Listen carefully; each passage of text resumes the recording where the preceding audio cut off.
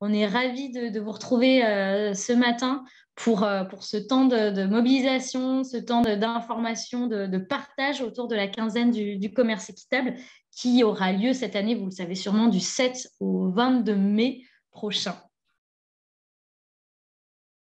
Bon, juste pour vous dire qu'en fait, vous rappelez en fait qui on est quand même, hein, les deux personnes qui vous parlent. Donc c'est moi, Anne Bois, je suis responsable de la communication pour Commerce Équitable France et Laetitia Correa qui travaille avec moi aussi au pôle communication de Commerce Équitable France. On est accompagné aussi d'Aline.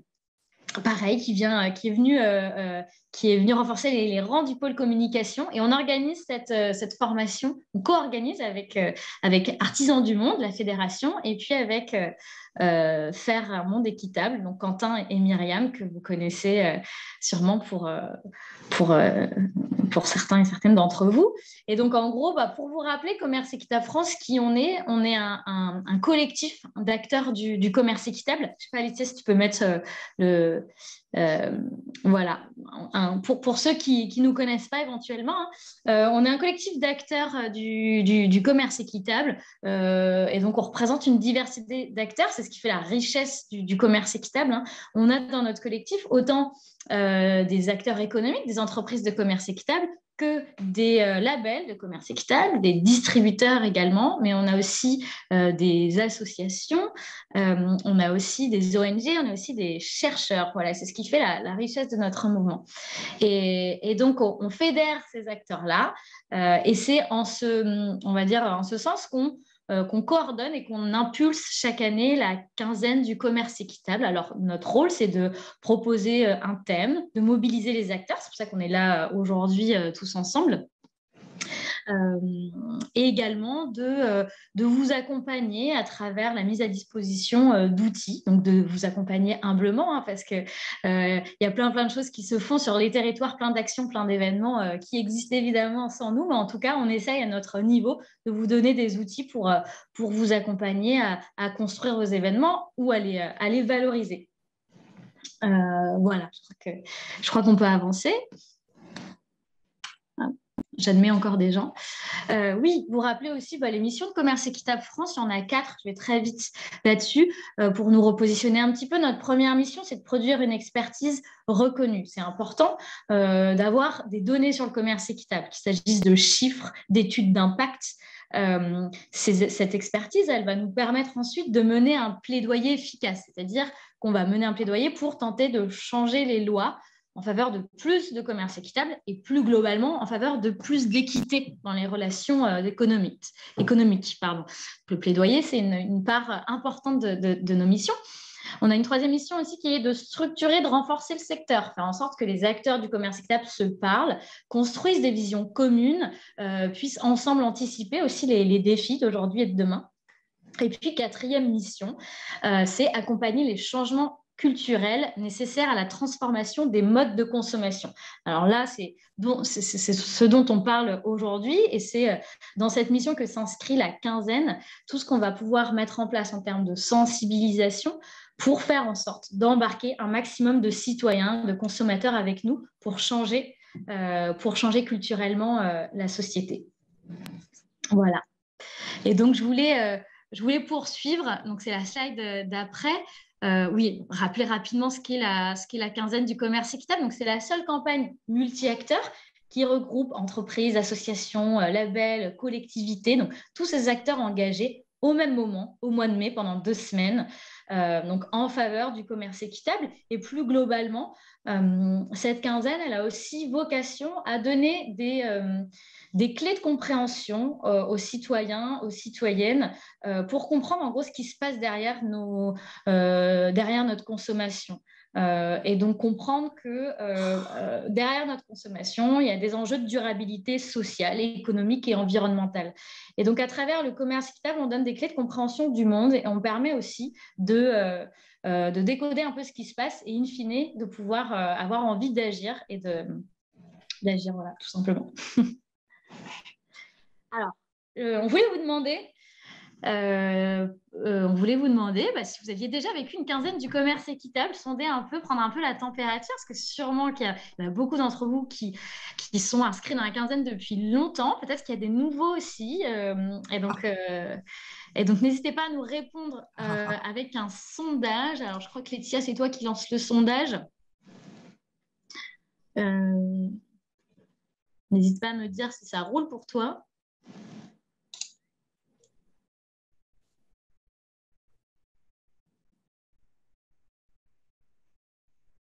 Bon, en tout cas, je vois que ça répond dans le chat.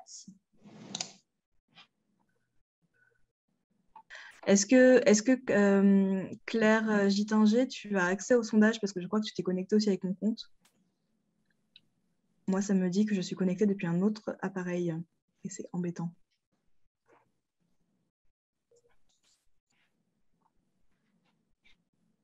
En tout cas, continuez effectivement de répondre dans le chat. Je vois qu'il y a quand même une majorité de A. Super. Mais il y a quand même des B et des nouvelles avec nous. Ok, bienvenue. Nouvelle ici, super. Bienvenue Cécile. Ok. Oui, plusieurs. Oui. Excellent. Top.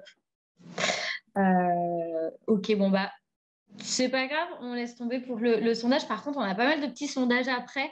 Donc, et mes chères coéquipières, si vous avez de quoi fouiller un peu sur Zoom, voir comment on peut se dépatouiller et trouver une manière de solutionner le problème, ça pourrait être vraiment chouette. On continue ?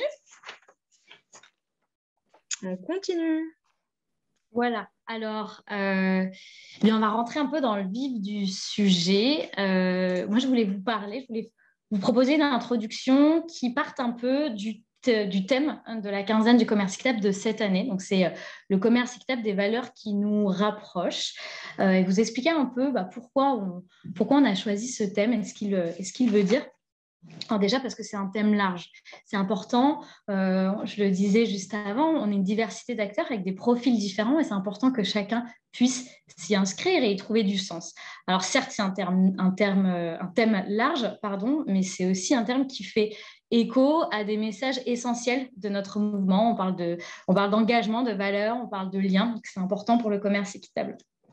Et donc, il y a un mois, je pense que j'aurais poursuivi cette introduction sur un ton spontanément joyeux, sur un ton positif parce que c'est bien ce qui nous rassemble aujourd'hui, c'est de donner une impulsion rassembleuse et joyeuse à cette quinzaine.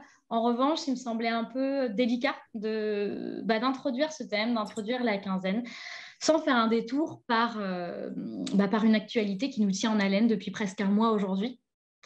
J'aurais préféré vous dire que c'est la profondeur des débats à la présidentielle. Malheureusement, non, ce n'est pas le cas.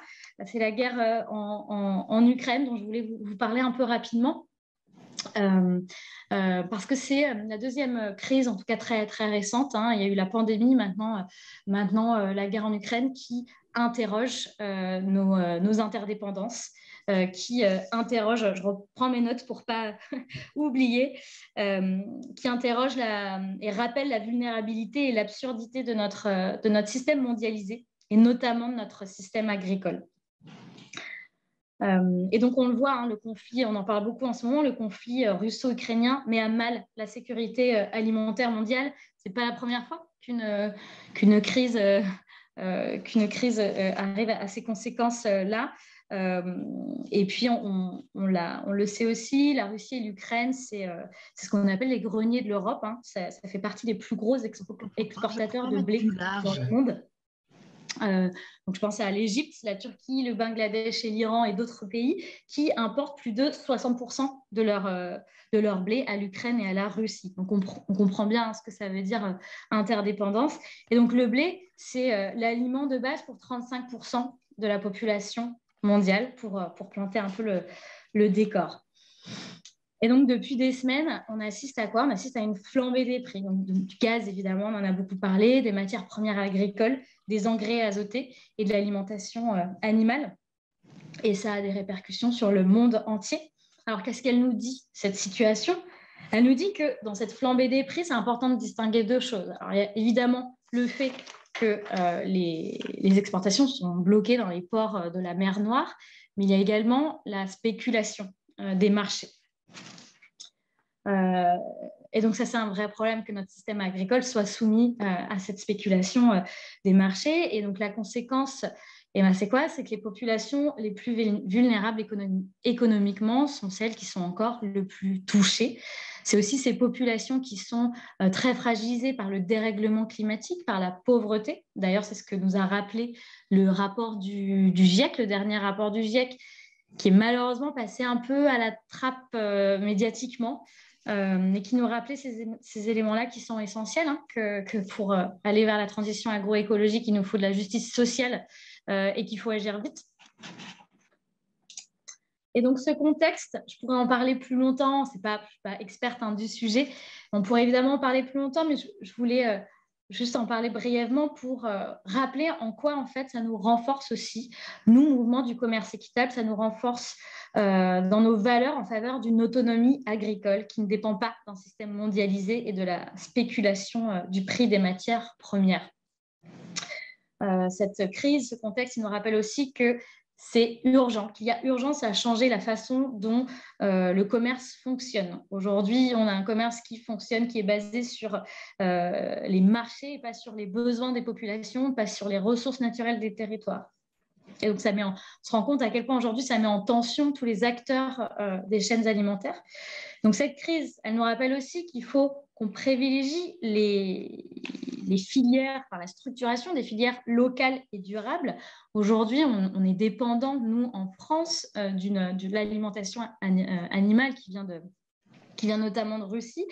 Et donc, on voit aussi qu'il y a des acteurs qui peuvent faire autrement. On le voit dans le commerce équitable, qui vont privilégier une alimentation animale origine France, en tout cas tendre vers ça, tout en assumant aussi qu'on a nécessairement besoin de consommer moins de viande. Et troisième point, que ce contexte nous rappelle, le fait qu'il faille accompagner massivement la transition agroécologique parce qu'on a besoin d'une agriculture qui dépend moins des énergies fossiles et qui dépend moins des engrais azotés. Voilà. Parce qu'on parle beaucoup de liens. Donc voilà, je voulais faire un petit focus sur ces interdépendances aujourd'hui que nous rappelle cette crise. Et parce que chez Commerce Équitable France, c'est aussi notre rôle, avec d'autres acteurs, de rappeler ces enjeux très, très politiques. Et donc, je reviens un peu plus à notre thème, mais c'est finalement très lié parce qu'on se rend compte à travers cette crise que d'un bout à l'autre de la planète, on est connectés. On est tous connectés par des liens invisibles qui nous relient à celles et ceux qui nous nourrissent, qui fabriquent nos produits du quotidien. Et en fait, on a tendance à l'oublier ces dernières décennies. On est un peu bercé dans un modèle de surconsommation, du toujours plus vite, du toujours plus, du toujours moins cher, qui fait qu'on oublie un petit peu qu'on est connecté d'un bout à l'autre de la planète. Et donc, ces interdépendances, on le voit avec la crise qu'on traverse aujourd'hui, elles peuvent être très nocives, elles peuvent être aussi vertueuses. C'est ce qu'on observe avec le commerce équitable, qui est à contre-courant, à rebours du modèle dominant et qui propose quelque part, c'est une façon imagée, mais c'est ça, il me semble, une autre façon de construire ces liens qui nous unissent. Et donc, le commerce équitable, il redonne de la valeur à ces liens. Comment ? Par des partenariats stables et durables entre entreprises acheteuses et producteurs, en limitant les intermédiaires. Et ces partenariats, ils valorisent le travail des producteurs à travers une rémunération juste, mais aussi en redonnant de la fierté, en redonnant de la reconnaissance à ces producteurs, ces productrices. Et ça change tout. Et ça vaut pour le commerce équitable Origine France comme le commerce équitable issu de filières internationales.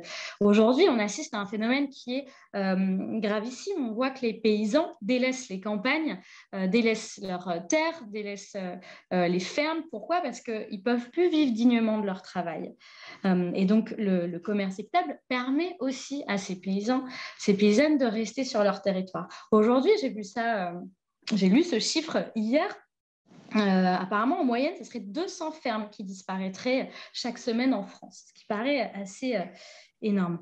Donc, le commerce équitable redonne de la valeur à ces liens, également en donnant de l'importance aux histoires qui se cachent derrière nos produits. C'est ce que fait le commerce équitable, en rendant en rendant visible l'origine des produits et en expliquant d'où il vient à travers la transparence et la traçabilité qu'exige le commerce équitable et à travers aussi toute la sensibilisation que nous menons auprès des citoyens, des citoyennes.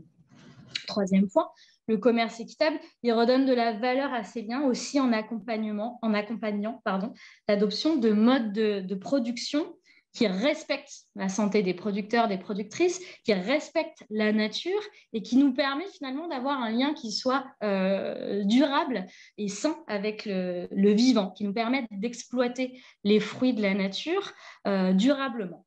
Voilà, et donc ça, c'est important. Et donc ces valeurs qu'on partage dans le mouvement du commerce équitable, elles nous rapprochent évidemment et elles nous permettent de faire mouvement, de faire collectif. Voilà, donc je trouvais que c'était important de le rappeler. Et ces valeurs, autre point important qui est issu qui nous a mené au choix de ce thème, c'est aussi que ces valeurs, elles sont mondiales. Elles ne sont pas liées elles sont pas liées à l'origine géographique d'un produit. Vous allez me comprendre. Il nous semblait important qu'à travers cette quinzaine, on puisse aussi construire des discours qui soient rassembleurs, qui n'opposent pas ce qui vient de près à ce qui vient de loin, comme unique critère de choix de consommation ou de ce qui est bien ou de ce qui est mal.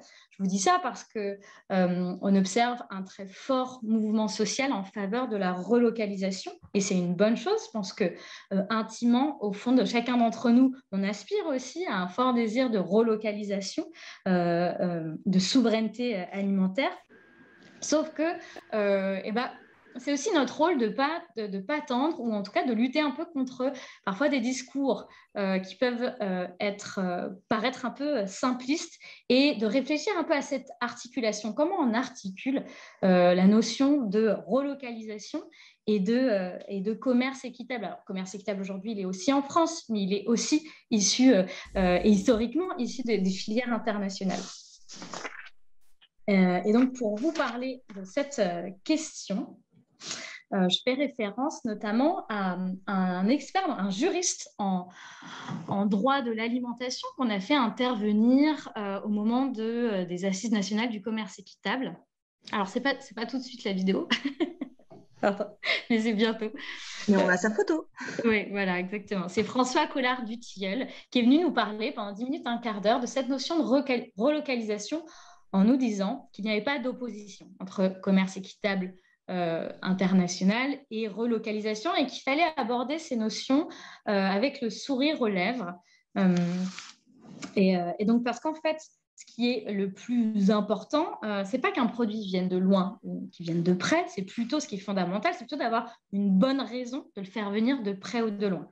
Ce qui est fondamental, c'est d'abord de décider souverainement ce qu'on fait venir de près et ce qu'on fait venir de loin et de savoir pourquoi, pour quelle raison on le fait. Parce qu'on sait qu'entre un commerce local qui n'est absolument pas durable et pas équitable et un commerce moins local mais équitable et durable, voilà, le choix est aussi vite fait. Alors, je sais que vous... Non, mais il ne marche pas, mon cas. Vous savez ces choses-là, mais dans l'articulation et dans les argumentations qu'on peut avoir auprès de nos publics, ça semblait important de le rappeler. Donc, en gros, à partir du moment où c'est raisonné, je sais que ça vient de loin, mais je sais pourquoi et je peux te dire pourquoi cette articulation, elle fonctionne. Et il n'y a pas d'opposition. Il n'y a absolument pas d'opposition entre mondialisation, commerce équitable international et désir fort de relocalisation.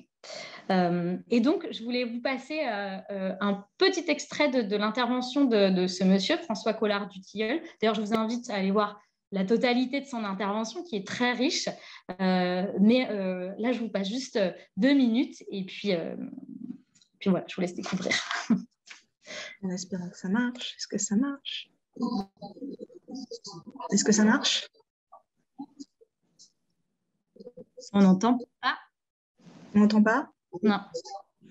Ok. Je suis désolée, hier ça marchait. On n'entend pas.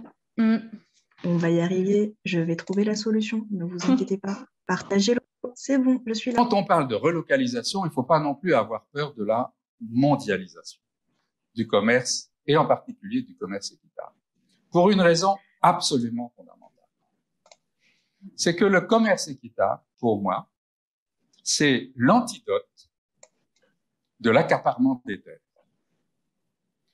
Là où se développe le commerce équitable, ce sont des zones dans lesquelles des producteurs vont pouvoir rester sur leur territoire, faire vivre leur famille, développer leur culture, manger aussi avec ce qu'ils produisent. S'ils ne peuvent pas faire ça, alors ces terres seront accaparées par d'autres, par des sociétés étrangères, par des pays étrangers. Et quand on accapare les terres, qu'on appelle en droit, on appelle ça en politique des IDE, c'est presque des idéaux, mais c'est des IDE, c'est des investissements internationaux pour le développement. C'est comme ça que ça s'appelle. Mais en réalité, ça s'appelle des accaparements de terre. C'est-à-dire qu'une société accapare la terre dans un pays en développement. Elle va produire sur cette terre des biens qui vont être exportés. Alors on dit c'est bien pour le développement parce qu'il reçoit de l'argent, mais l'argent reste pas 5 minutes sur le territoire de production. Il repart immédiatement dans les pays développés. Et donc, on prend la terre, les produits de la terre, l'argent des produits de la terre, et on s'étonne ensuite que les personnes à qui on a pris la terre, les produits de la terre et l'argent des produits de la terre cherchent à venir là où sont partis les produits. Vous savez, au Mali, par exemple, au Mali, il y a un code des investissements internationaux qui date de 2012, dans lequel un étranger qui investit dans la terre malienne pour l'agriculture, il peut être exonéré de la totalité des impôts pendant 30 ans. La totalité des impôts pendant 30 ans, à une condition. Il doit exporter au moins 80% de ce qu'il produit. L'antidote, c'est le commerce équitable. L'une des antidotes. Il y a évidemment des missions, des objectifs politiques à avoir, une réflexion précisément comme on essaie de le faire sur le lien entre les ressources naturelles d'un territoire et les besoins vitaux de la population de ce territoire. C'est bon. Ouais. Voilà, on va vous envoyer le lien, bien sûr, hein, c'est sur notre page YouTube, mais on va vous mettre le lien dans le chat. Donc voilà, je trouvais que ce focus sur le commerce équitable comme un antidote à l'accaparement des terres, je trouve ça très fort. Et on peut aussi faire le parallèle, et Julie Maisonhaute, ma collègue, surtout, je parle sous ton contrôle, mais avec ce qui se passe en France, comme je disais tout à l'heure, on voit énormément de fermes qui disparaissent. Il y a une problématique vraiment de repreneurs des fermes qui est en train de se poser. Et donc, le commerce équitable aussi, en France, peut avoir cette vocation, aussi ce rôle-là, en fait, de faire en sorte que les paysans restent dans leurs fermes en leur redonnant, par une rémunération juste et aussi par d'autres outils, la fierté, la reconnaissance, les moyens de rester sur leurs fermes et éviter, en fait, que les petites fermes soient accaparées par les plus grosses. Donc, c'est une manière aussi, que soit dans les pays du Sud ou en France, de donner la possibilité aux paysans et paysannes de rester dans leurs fermes et sur leurs terres. Voilà. Donc, je finis un peu cette intro en vous disant que finalement, ce que je voulais vous dire, c'est que permettre à celles et ceux qui sont à l'origine de nos produits de vivre dignement de leur travail, de pouvoir s'adapter au changement climatique, de protéger la biodiversité, ça, c'est des enjeux qui ne s'arrêtent pas aux frontières d'un pays.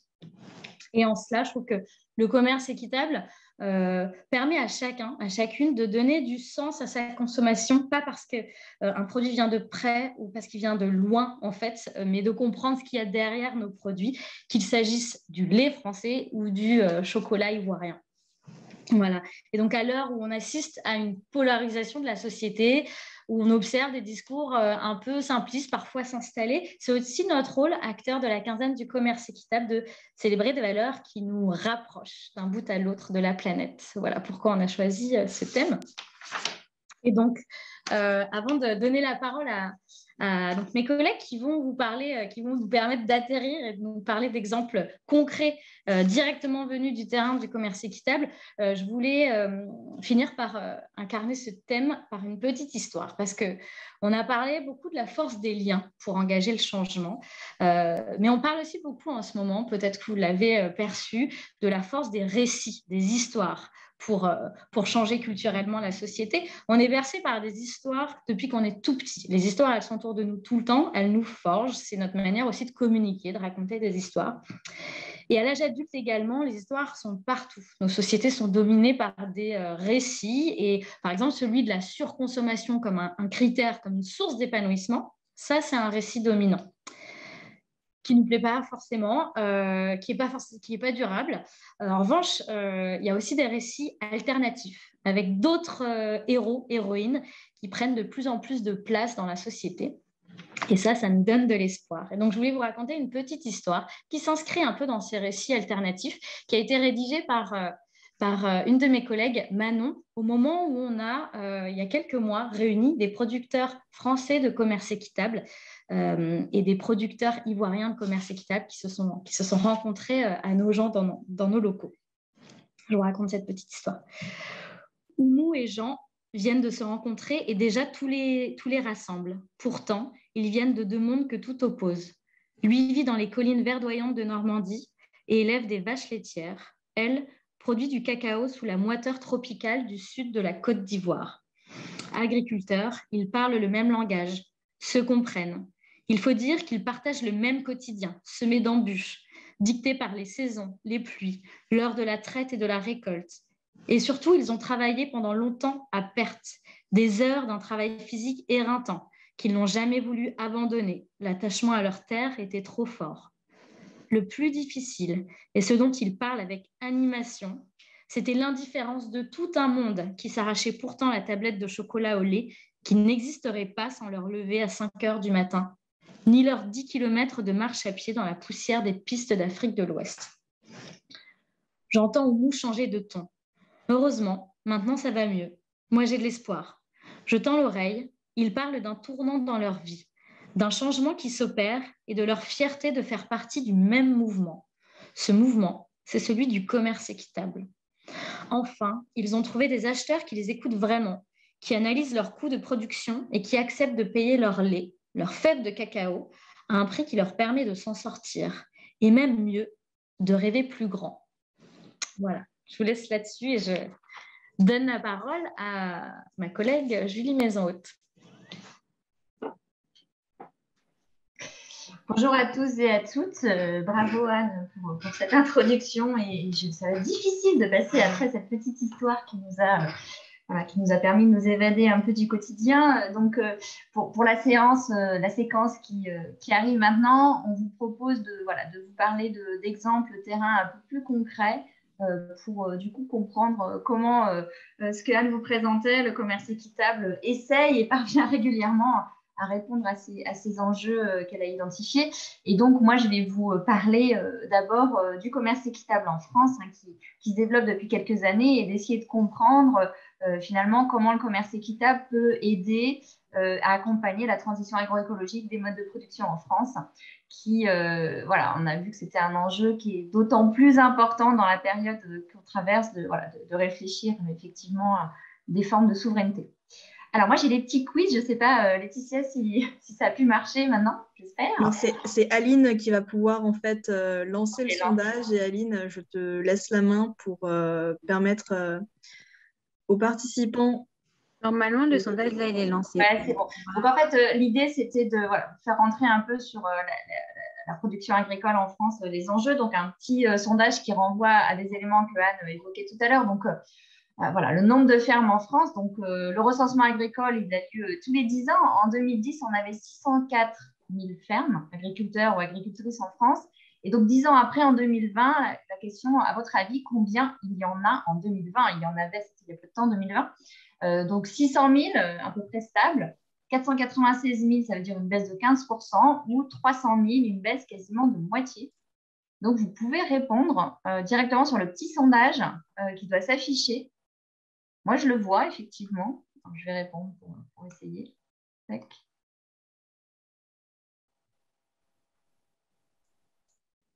Est-ce que... Je ne sais pas, Aline, tu vois les réponses, toi, ou pas ? Oui, je vois les réponses. Il manque encore... il y a 77% des participants qui ont répondu. Allez, je pense qu'on peut y aller. C'est bon. Alors, qu'est-ce que vous pensez ? Comment évolue le nombre de fermes ? Alors, donc, vous avez dit à 68% que c'est 300 000, à 30%, 486 000, une baisse de 15%, et pratiquement personne ne pense que c'est stable et qu'on ne perd pas de ferme. Donc, la réponse, ça évidemment, si on veut, voilà, c'est un petit peu moins dramatique que ce que vous pensiez en grande partie, mais quand même c'est pas beau. Donc, on a 496 000, donc une baisse exactement de 18%, pardon, il y a une petite erreur sur le montant. Voilà, donc c'est quand même une baisse qui est très importante, et il faut savoir que c'est une dynamique qui n'est pas nouvelle, hein, puisque dans les 10 années précédentes, on fait ce recensement tous les 10 ans, donc entre 2000 et 2010, le nombre d'agriculteurs et d'agricultrices avait déjà baissé de 21%. Donc voilà, donc effectivement, le métier de production est de moins en moins attractif, et c'est difficile de garder les agriculteurs dont on a pourtant essentiellement besoin tous et tous pour se nourrir et pour la vie de nos campagnes, évidemment. Et il faut savoir que la décennie à venir va être aussi très compliquée, puisque aujourd'hui, 58% des producteurs et des productrices ont plus de 50 ans. Ça veut dire qu'ils vont prendre leur retraite dans les 10 ans qui viennent. Et ça veut dire qu'il y a 200 000 fermes qui, si on veut maintenir la population agricole, devront trouver repreneurs plutôt que de partir à l'agrandissement. Ça serait bien. Et donc voilà, donc, cette question-là risque de s'accentuer encore dans la décennie qui vient. Donc voilà, un gros sujet. Deuxième petite question, toujours pour vous faire rentrer sur les thématiques de l'agriculture en France. Donc la question des pesticides.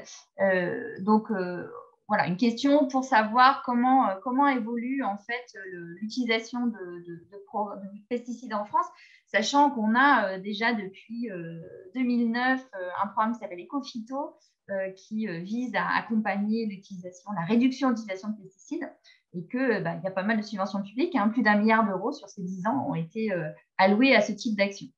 Et donc, quel est le résultat finalement? Est-ce qu'on y arrive, quoi? Donc, 3 possibilités: statu quo, on consomme toujours autant qu'avant; baisse de 5%, on a quand même réussi; ou une augmentation de 15%.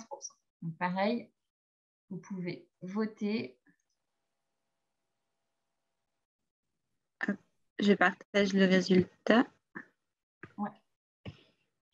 Ok, alors vous n'êtes pas sûr. C'est intéressant, c'est très partagé. Donc, il y en a un tiers qui pense que oui, on a quand même réussi à baisser de 5%, un tiers qui pense que c'est le statu quo, et un tiers qui pense qu'on a continué à augmenter. Et alors, le résultat est malheureusement assez triste. C'est que malgré effectivement pas mal d'investissements de programmes d'accompagnement financés au final par les pouvoirs publics et donc nos impôts, au global, on a plutôt une augmentation de 15%. Alors avec un peu des variations selon les années, c'est ce que nous montre le graphe, mais globalement, ça continue à augmenter, et on n'a pas trouvé la bonne manière de faire. Et alors Julie nous rappelle dans le chat qui est effectivement la semaine des alternatives aux pesticides. Et donc là, ce qui va nous occuper dans la discussion maintenant, c'est de dire, OK, nous, au niveau du commerce équitable, les acteurs du commerce équitable, comment on peut contribuer à faire en sorte que cette courbe-là, elle baisse de manière tendancielle. Et pourtant, la slide d'après nous montre que ce n'est pas complètement une fatalité non plus, c'est-à-dire que d'un côté, globalement, l'agriculture française utilise plus de pesticides, et donc continue à accentuer les problèmes de pollution liés à l'utilisation de ces intrants. Mais en même temps, on voit que transiter vers autre chose, c'est possible. Donc, ça sont les chiffres de la production agricole biologique en France. Et donc, qui nous montrent sur la même période, entre 2010, 2015, 2020, on a également eu une très forte conversion d'agriculteurs et de terres. Et donc, la surface bio, elle a doublé en 5 ans. Donc, aujourd'hui, 250 000 hectares bio supplémentaires chaque année. Donc, on voit en même temps qu'il y a aussi une dynamique extrêmement forte. C'est quasiment 10% de la surface agricole française qui est en bio. Mais ce n'est pas du tout suffisant pour permettre d'enrayer, je dirais, l'utilisation de pesticides. Là, les chiffres que j'ai donnés, c'est l'utilisation au niveau des producteurs agricoles. On n'est pas sur l'utilisation par les particuliers, qui a été d'ailleurs très fortement restreinte par diverses lois et qui, je pense, est beaucoup plus petite malgré tout, sauf certains usages particuliers type la SNCF, qui est un autre sujet, mais je parlais vraiment de la production agricole. Alors, en fait, pourquoi pourquoi c'est si compliqué de diminuer l'utilisation de pesticides. Si on se replace à l'échelle d'une ferme, changer n'est pas si simple. Pourquoi j'ai juste tiré quelques fils, il y en aura certainement beaucoup d'autres, mais utiliser moins de produits chimiques, moins de pesticides, ça veut dire qu'il faut faire autrement. Donc, par exemple, utiliser des équipements autres pour travailler le sol, et plutôt que utiliser un herbicide qui va permettre de gérer de manière, j'allais dire, facile la concurrence des adventices et des mauvaises herbes. C'est aussi, quand on produit du blé ou du maïs, si on ne veut pas recourir à des herbicides, par exemple, ça veut dire qu'il faut avoir beaucoup plus de rotation, donc alterner les cultures d'une année sur l'autre, éventuellement mettre des cultures en dérobé entre deux productions annuelles. Et donc, par exemple, aussi des légumineuses qui sont très intéressantes pour enrichir le sol en azote et se passer d'engrais, se passer des engrais russes, par exemple. Et donc, tout ça, ça veut dire qu'on va aussi passer d'une production, on avait 2-3 grandes productions, à finalement faire une dizaine de productions différentes, plus ou moins risquées en termes de rendement, on va y revenir, mais ça veut dire aussi qu'il faut que moi, en tant qu'agriculteur, je trouve des marchés pour tous ces produits. Est-ce que la coopérative avec laquelle je travaille habituellement va m'acheter aussi mes lentilles et à quel prix? Est-ce que je vais pouvoir m'en sortir économiquement en vendant ces productions? Aussi, quelque part, les pesticides, c'est un outil anti-risque. C'est-à-dire que j'ai un ravageur, un insecte que je n'ai pas l'habitude d'avoir. Je vais trouver le produit qui va me permettre de m'en débarrasser, même si je n'ai pas suffisamment anticipé ou je m'en suis rendu compte tardivement. Pareil, je vais être à peu près sûre de savoir la récolte que je vais avoir. Bien sûr, il y a l'aléa climatique, mais au moins pour un certain nombre de choses, j'ai beaucoup plus de certitude. J'enlève les produits chimiques, j'ai aussi un risque beaucoup plus important sur quel rendement je vais avoir cette année, est-ce que je vais avoir des pertes. Et donc, ça veut dire que quelque part, il faut aussi, pour que je puisse faire ce changement, qui est un changement technique, m'assurer qu'économiquement, je vais m'en sortir. C'est-à-dire que derrière, peut-être que je vais produire moins de blé, ou une année sur 3, j'aurai beaucoup moins de blé, alors qu'avant, c'était une année sur 10. Et donc, ça veut dire qu'il faut que j'ai derrière des acheteurs qui me proposent des prix qui prennent en compte ces rendements plus faibles ou ces risques plus fréquents. Donc voilà, donc on voit que sur plusieurs aspects, on va assez vite passer d'enjeux techniques en disant « Ok, si j'ai plus de pesticides, il faut que j'aie d'autres productions, il faut que j'ai… » Assez vite, on tombe sur des enjeux économiques, en fait, tout simplement, d'organisation des relations commerciales, en fait, des prix, notamment, et des marchés. Donc, le lien avec ce qui nous anime est en fait assez immédiat quand on rentre dans le fil de comment on fait pour diminuer l'utilisation de pesticides chez les agriculteurs en France. Et donc voilà, moi je voulais vous présenter deux exemples en fait, où on va avoir une dynamique justement un peu à l'inverse, avec une entrée par la logique du commerce équitable. Deux exemples où on voit que le fait de développer une relation commerciale équitable, ça permet d'avoir des leviers pour permettre de rentrer plus activement dans cette transition agroécologique et donc de permettre aux fermes et aux producteurs de trouver les moyens de faire ces changements. Alors, et d'ailleurs, on vous présentera un peu plus tard, on a une étude assez globale sur le sujet, un peu plus large, dont vous pourrez disposer d'ici un mois ou deux. Donc, le premier exemple, dont vous connaissez sans doute déjà, parce qu'on en a parlé à plusieurs reprises, donc c'est l'organisation de producteurs Biolay, qui a été créée dans les années 90 par quelques fermes, ils sont partis à 6 au départ, en 96, qui en fait eux-mêmes avaient fait cette démarche de conversion en bio, mais ne trouvaient pas de laiterie sur leur territoire, mais plutôt en région au Pays de la Loire-Bretagne, qui acceptaient d'acheter le lait bio au prix du lait bio et de le valoriser en tant que tel sur le marché. Et donc, ils ont décidé de s'organiser ensemble, d'acheter un camion concrètement à 6, et puis ça a augmenté progressivement, et pour pouvoir, eux, derrière, chercher des partenaires prêts à acheter du lait bio. Et donc, très tôt dans l'histoire de Biolay, des partenariats de commerce équitable, même si ça ne s'appelait pas encore comme ça à l'époque, on était dans les années 2000, se sont engagés notamment avec Biocoop, et ont inspiré derrière la manière de travailler avec d'autres acheteurs. Donc, notamment, ils ont travaillé comme ça aussi avec Système U, même si aujourd'hui, ce n'est pas complètement du commerce équitable. Et plus récemment, avec les Deux Vaches, par exemple, voilà, différentes marques qui se sont engagées aussi. Biolait, donc c'est une structure qui s'est développée très fortement. Aujourd'hui, c'est 1/3 de la collecte du lait bio en France. C'est 1400 fermes en France, pratiquement sur tout le territoire français. Et aujourd'hui, alors le commerce équitable labellisé en tant que tel, ce n'est que 10% de leurs ventes, mais cette manière de fonctionner qui est arrivée très tôt dans leur développement, en fait, a inspiré 80% de leurs ventes, 80% des contrats qu'ils peuvent avoir avec des entreprises et des acheteurs. Julie Maison-Haute, oui. Pardon, le maître du temps a parlé, il te reste moins de 2 minutes. Ouh là là, j'avance. Et donc, du coup, ce qui est intéressant de voir chez Biolait, c'est qu'est-ce que le commerce équitable impacte pour permettre la transition agroécologique. Donc, déjà, ce qui est très intéressant, c'est que c'est une structure qui a une vie coopérative intense et ça fait partie des objectifs du commerce équitable de renforcer ça. Même s'ils sont 1400, quand ils font une AG, ça dure 2 jours et il y a des rencontres sur les territoires toute l'année. Et ça leur a vraiment permis en fait de trouver un espace pour formaliser leur vision agroécologique et donc développer une démarche qualité, une charte qualité, qui avec des choses très précises, qui dit que l'alimentation animale elle doit venir de France, ça ne peut pas être du soja issu de la déforestation d'Amérique latine, d'Amazonie, un nombre de jours de pâturage minimum, voilà, en gros des systèmes très herbagés basés sur l'herbe. Et clairement, les producteurs témoignent, ils disent que s'il n'y avait pas eu les rencontres sur les territoires, sans doute que cette démarche qualité n'aurait pas pu émerger. Et je vous cite juste un producteur qui disait que le rôle du groupement, c'est de partager l'expérience de chacun de ses membres. Ça crée une bouffée d'énergie collective. Ça permet de garder du dynamisme et de retrouver l'énergie pour faire les choses comme on a envie de les faire.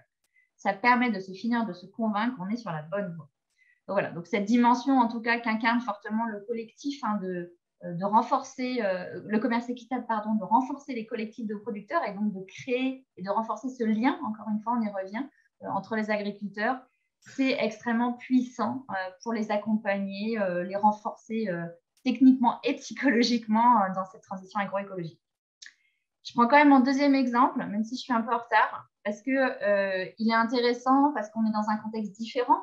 Là, chez Biolait, vous avez vu, c'était des producteurs qui, sans doute, dès le début, étaient convaincus de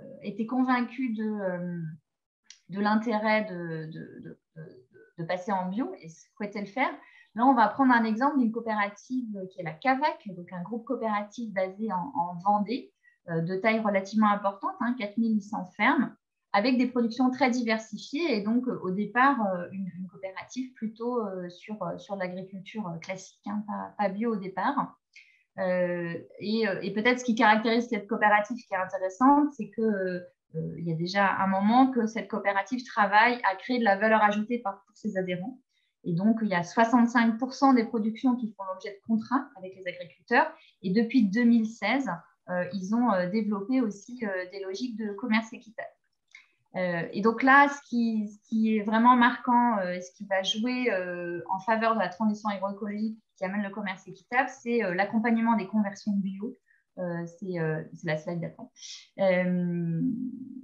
Donc, sur le bio, en fait, ce qui est intéressant, c'est que du fait, il y a une demande sociétale pour du bio, tant mieux, au niveau des consommateurs. Le fait d'adosser des contrats de commerce équitable, ça permet de donner vraiment une valeur économique pour cette demande en bio à travers des volumes et des prix. Et donc là, je vous ai mis quelques chiffres qui montrent qu'à la CAVAC, ça a vraiment accompagné entre 2015, 2016 et 2020 des vagues de conversion en bio très importantes, triplement des surfaces en blé tendre, x4 en surface en légumineuses bio, pour renvoyer ce que je disais avant. Et un producteur témoignait, il me disait j'avais envie de passer en bio pour renouveler mon intérêt et mon ambition au métier, travailler aussi sur l'acceptabilité sociale du métier d'agriculteur. Et la rémunération équitable m'a permis de sécuriser ce passage. Donc, on renvoie sur la question des risques qu'on évoquait. Et dernière petite chose à la CAVAC qui est intéressant, on disait il y a des productions en fait assez diversifiées, que ce soit des céréales, de l'élevage. Et donc, il y a souvent des cahiers des charges de production au niveau environnemental assez différents, assez tirés par les attentes du marché et pas toujours une vision transversale l'agroécologie, qu'est-ce que ça veut dire et quels sont les différents pas que toutes les fermes peuvent prendre pour avancer.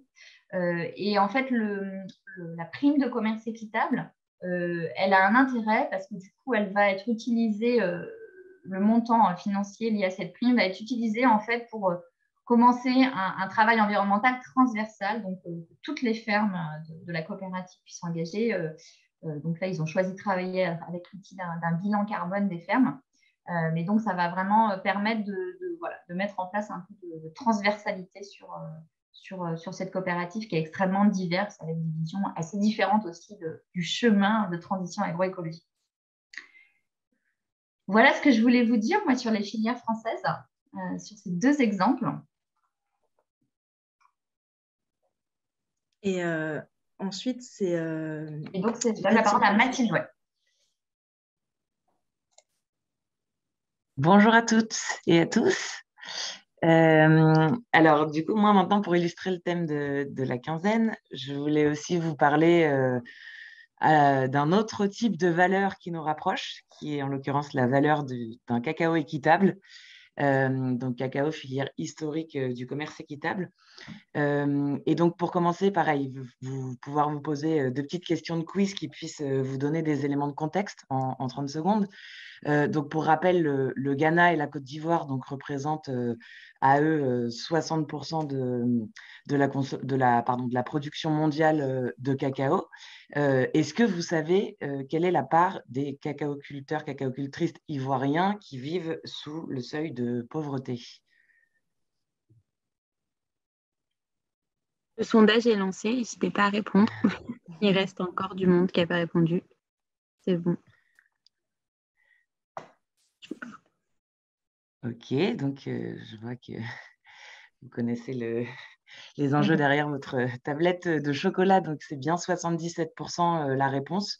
77% des cacaoculteurs ivoiriens vivent sous le seuil de pauvreté. Donc, quand on sait que le chocolat se porte plutôt bien sur le marché européen et quand on connaît aussi la valeur qui est créée par cette denrée, on commence à comprendre un peu les enjeux liés à nos interdépendances, justement.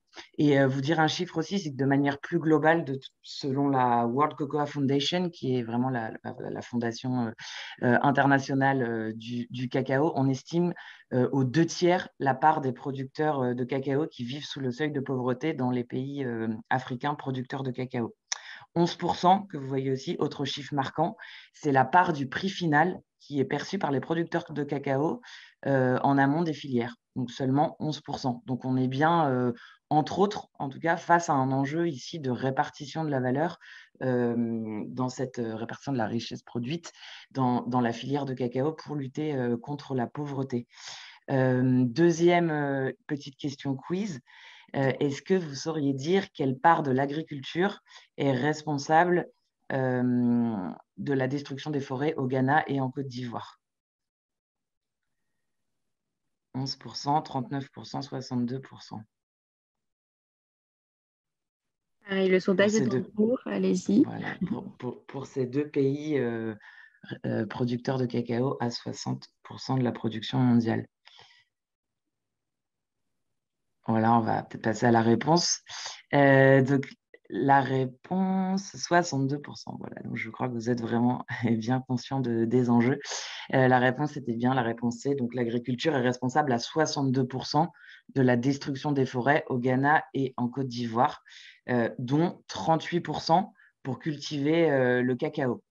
Donc, d'autres chiffres que vous voyez assez importants.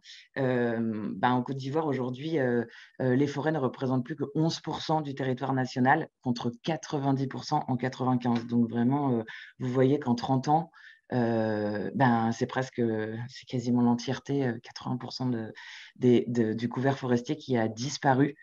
Et au Ghana, la déforestation a augmenté de 60% seulement en 3 ans. Donc, ce qui est vraiment énorme et qui vient connecté avec ce précédent enjeu de pauvreté. Alors, on n'a malheureusement pas le temps de rentrer plus en détail sur le sujet. On aurait pu ajouter une autre question de quiz sur le troisième gros enjeu auquel fait face la filière cacao en Afrique de l'Ouest, qui est le travail des enfants. Qui est vraiment un fléau d'une ampleur extrêmement importante.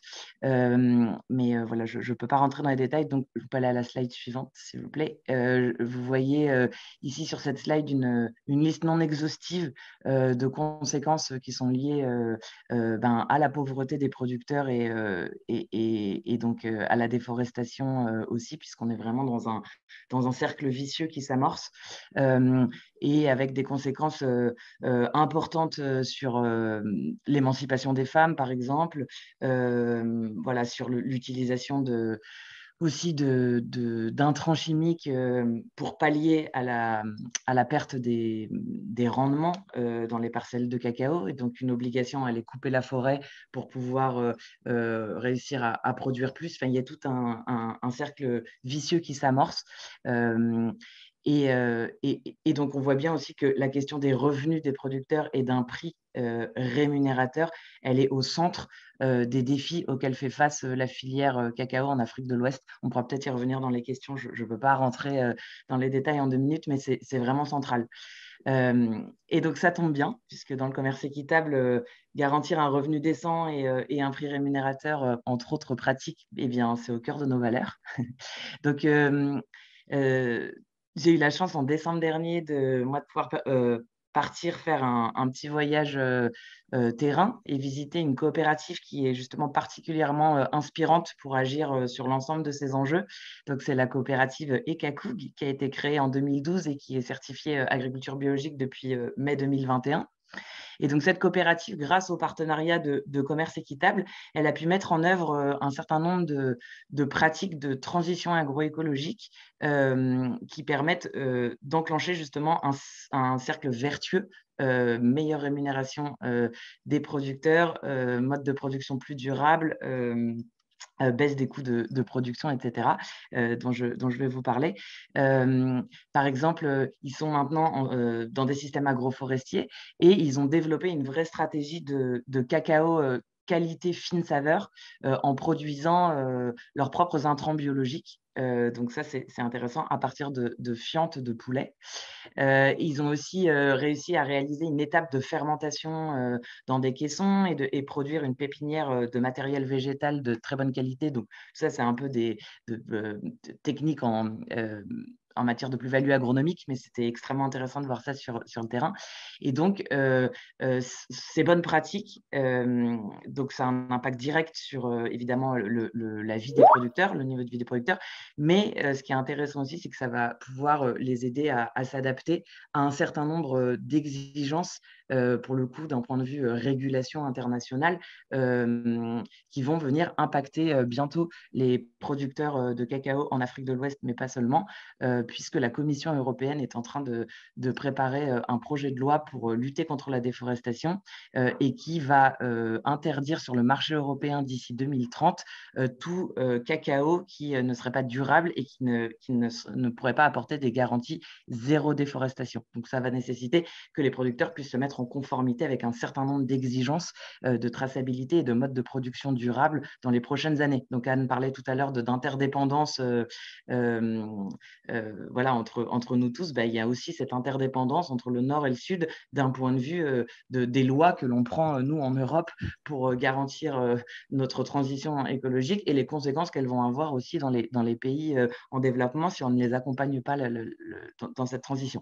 Et donc, pour vous présenter un tout petit peu plus en détail cette coopérative et aussi vous faire voyager un peu à distance, je trouvais ça chouette de vous passer le début d'un petit reportage qui est tout frais, qui vient d'être diffusé il y a 2 semaines, le 1er mars, sur France Culture, et qui est allé rencontrer cette coopérative Ekaku, donc certifiée Fairtrade, et qui est accompagnée par le programme de commerce équitable France Programme Équité. Voilà, donc je vous laisse, et qui fait le lien avec tous les enjeux que je viens de citer. Je vous laisse lancer la vidéo jusqu'à 3 minutes 55 en gros. Oui, je vais lancer, vous me dites si ça marche. Oui. Et pendant ce temps-là, tu peux mettre la slide 31. Tout à fait. Il est 7h25, l'heure du reportage de la rédaction. C'est l'une des priorités de la présidence française de l'Union européenne. Une directive devrait bientôt interdire l'importation de tout produit issu de la déforestation. Cela concerne le soja, la viande de bœuf, l'huile de palme, le bois, le café et le cacao. Et c'est au cacao que l'on s'intéresse ce matin. Direction la Côte d'Ivoire, premier producteur mondial de cacao et pays gravement touché par la déforestation, mais où certains se dirigent déjà vers une agriculture plus durable. Reportage de notre correspondante Amandine Réau. Séance décabossage au centre de la Côte d'Ivoire. Les agriculteurs de la coopérative ECACOG cassent les cabosses, les fruits du cacaoyer, pour en extraire les fèves. Pour avoir accès à des marchés plus rémunérateurs comme Fairtrade, cette coopérative de 5000 cacaoculteurs met l'accent sur la qualité. On renverse le cacao dans ces bacs. À la fermentation, l'agronome Hyacinthe Oulaye coordonne le projet Fine Saveur. En fonction du type de brassage que nous avons, ça fait sortir plusieurs saveurs. Il y a des saveurs pommes, il y a des saveurs très épicées, il y a du raisin. Si cette coopérative cherche à se démarquer, c'est que le cacao ivoirien, qui représente 40% de la production mondiale, a mauvaise presse. Associée à la déforestation et au travail des enfants, la filière fonctionne depuis des décennies avec une production de masse à la demande des multinationales. Si bien que les planteurs sont coincés dans un cercle vicieux. La monoculture et les pesticides épuisent les sols, alors pour produire plus, ils vont déforester de nouvelles parcelles. Aujourd'hui, l'Union européenne ne veut plus participer, même indirectement, à la déforestation.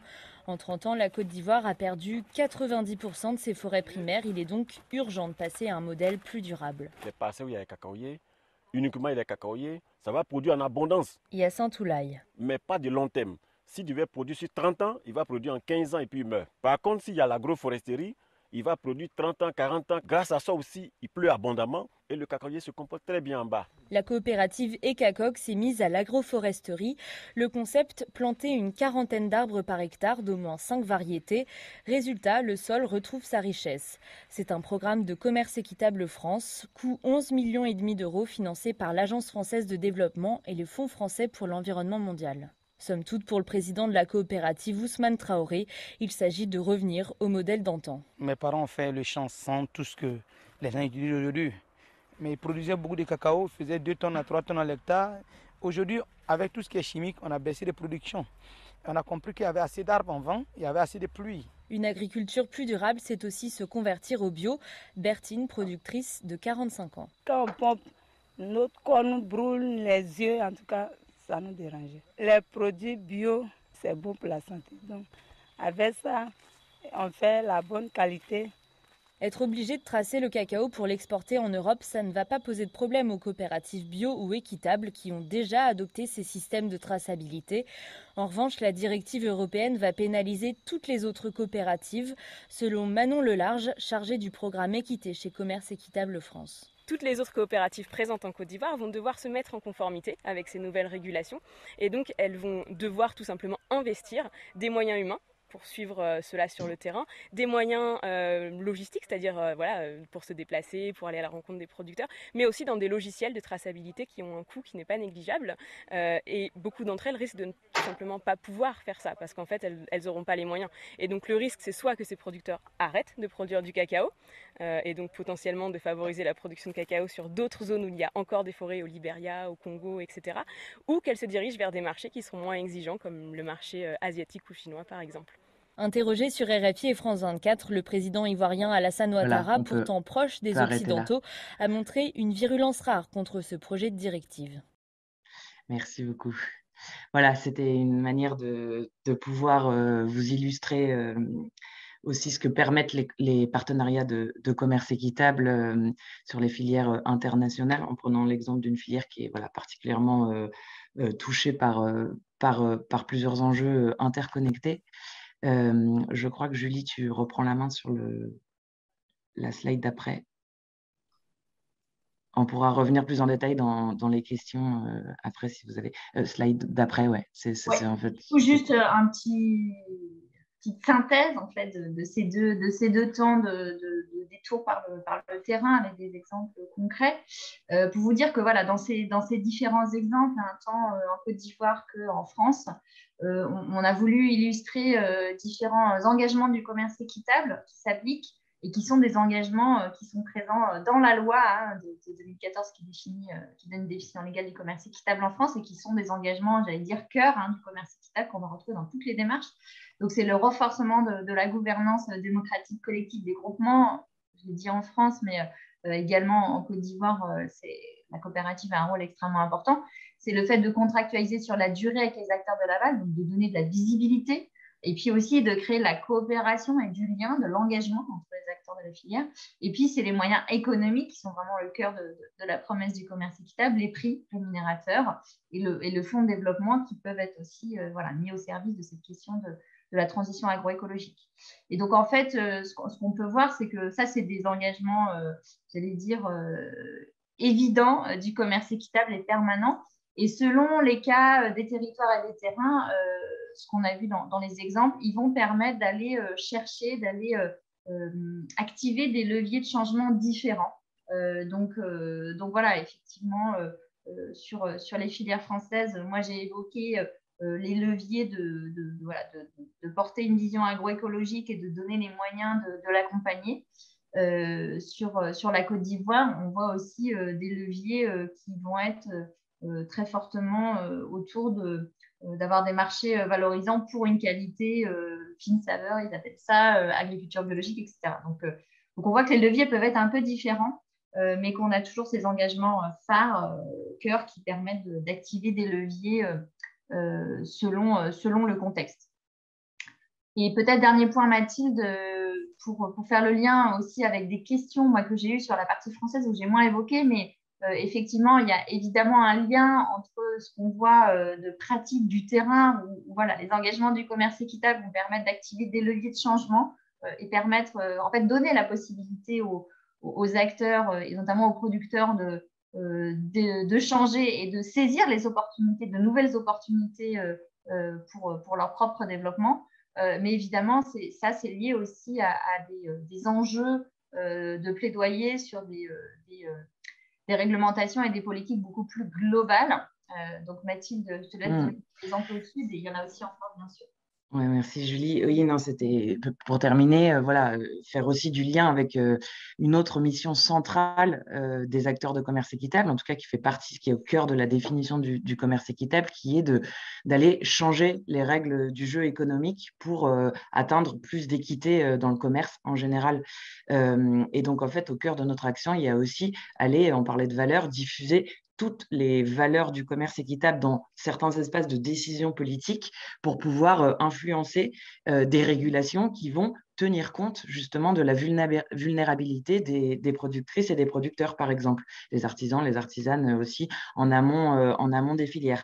Et donc, en ce moment, on a chez Commerce Équitable France et puis avec un certain nombre de vos organisations aussi, un axe très fort de plaidoyer qui vise à aller influencer le contenu de deux propositions de régulation au niveau européen qui sont en cours d'élaboration et qui vont directement impacter les acteurs de la filière cacao, qui est d'une part une directive européenne sur le devoir de vigilance des entreprises en matière de droits humains et d'environnement. Vous en avez probablement entendu parler de ce qu'est le devoir de vigilance, puisqu'on a une loi française qui allait directement inspirer cette loi européenne. Le devoir de vigilance des entreprises, c'est ce qui impose à une entreprise d'identifier et de prévenir tous les risques qui sont liés à ces activités et qui pourraient porter une atteinte grave envers les droits humains et l'environnement. Et donc, nous, là-dedans, ce qu'on essaye de faire au mouvement du commerce équitable, c'est d'aller dire que des pratiques commerciales déloyales ou des prix qui ne sont pas rémunérateurs, c'est une forme d'exploitation et donc c'est une atteinte grave envers les droits humains qui a ensuite des conséquences sur l'environnement telles que la déforestation et l'obligation d'aller couper les forêts. Et l'autre gros momentum politique qu'on a au niveau européen et au niveau français aussi, c'est, vous l'entendiez dans le reportage de France Culture, un règlement européen de lutte contre la déforestation importée. Et donc, qu'est-ce qu'on appelle déforestation importée? C'est bien l'importation de matières premières ou de produits transformés dont la production a contribué directement ou indirectement à la déforestation ou à la dégradation des forêts, à la reconversion des écosystèmes naturels en dehors du territoire national. Et donc ça veut dire pouvoir garantir que les filières concernées par cette lutte contre la déforestation importée n'ont pas contribué effectivement à ça. Et donc, vous entendez dans le reportage Manon qui mentionnait les exigences de traçabilité, de transparence, de géolocalisation des parcelles, etc., pour lesquelles, évidemment, des producteurs à ce jour extrêmement endettés ou dans des situations de précarité, de pauvreté, ne vont pas être capables de fournir cette mise en conformité. Donc, il va falloir faire tout un travail aussi d'accompagnement des producteurs, et c'est ce qu'on essaye d'influencer dans le texte actuel qui devrait être prêt pour le mois de juin. Voilà, merci beaucoup. Alors peut-être qu'il y a des questions sur les exemples et les éléments d'information que vous ont transmis Mathilde et Julie. Alors je rappelle, pour peut-être celles et ceux qui ne le savent pas, Mathilde est responsable du plaidoyer chez Commerce Équitable France.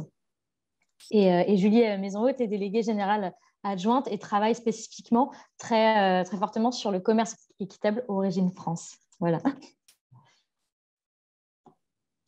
Ouais, je peux juste peut-être, j'ai vu dans le chat deux, trois questions. Juste sur l'exemple de Biolay, quand on parlait de... en fait, oui, l'idée, c'est de production mixte, je crois que c'était ça l'idée. C'est qu'en fait, donc, la charte qualité Biolay, elle demande aux fermes, au bout de, je crois, de 3 à 5 ans, d'être 100% bio, puisqu'il peut y avoir des cas de figure où sur une même ferme, on a un atelier, enfin une ferme laitière, admettons, peut avoir un atelier d'élevage porcin, par exemple, ou de volaille qui n'est pas en bio, c'est permis par la réglementation. Et donc, voilà, la charte qualité Biolay demande aux fermes d'aller plus loin et donc de passer en 100% bio sur l'ensemble de la ferme, sur toutes les productions.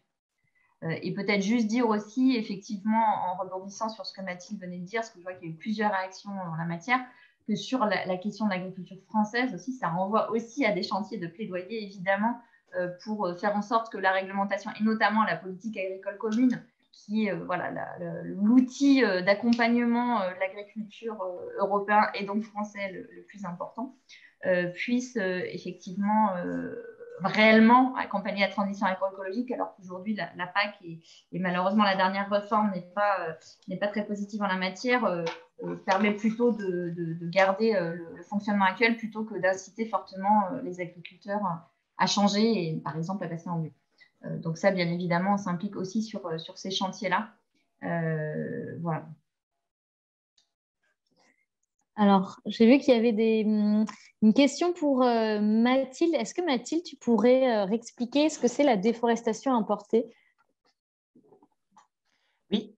Donc, ce qu'on appelle déforestation importée, c'est le fait qu'un produit que vous avez dans les mains ait contribué à détruire ou dégrader une forêt, pour le faire de manière très simple. C'est-à-dire, si on prend l'exemple du cacao, vous avez votre tablette de chocolat, donc le produit fini, et le cacao qui aurait produit, enfin, qui serait le principal composant de cette tablette, aurait été produit sur une parcelle où avant il y avait une forêt et qu'on a détruite pour pouvoir mettre de la production de cacao.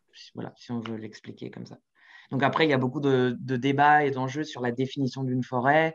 Voilà, ça fait partie des grosses questions, des gros sujets plaidoyers dans ces espaces-là.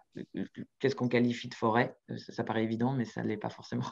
Qu'est-ce qu'on qualifie de dégradation de la forêt? Est-ce que quand, par exemple, il y a aussi des choses...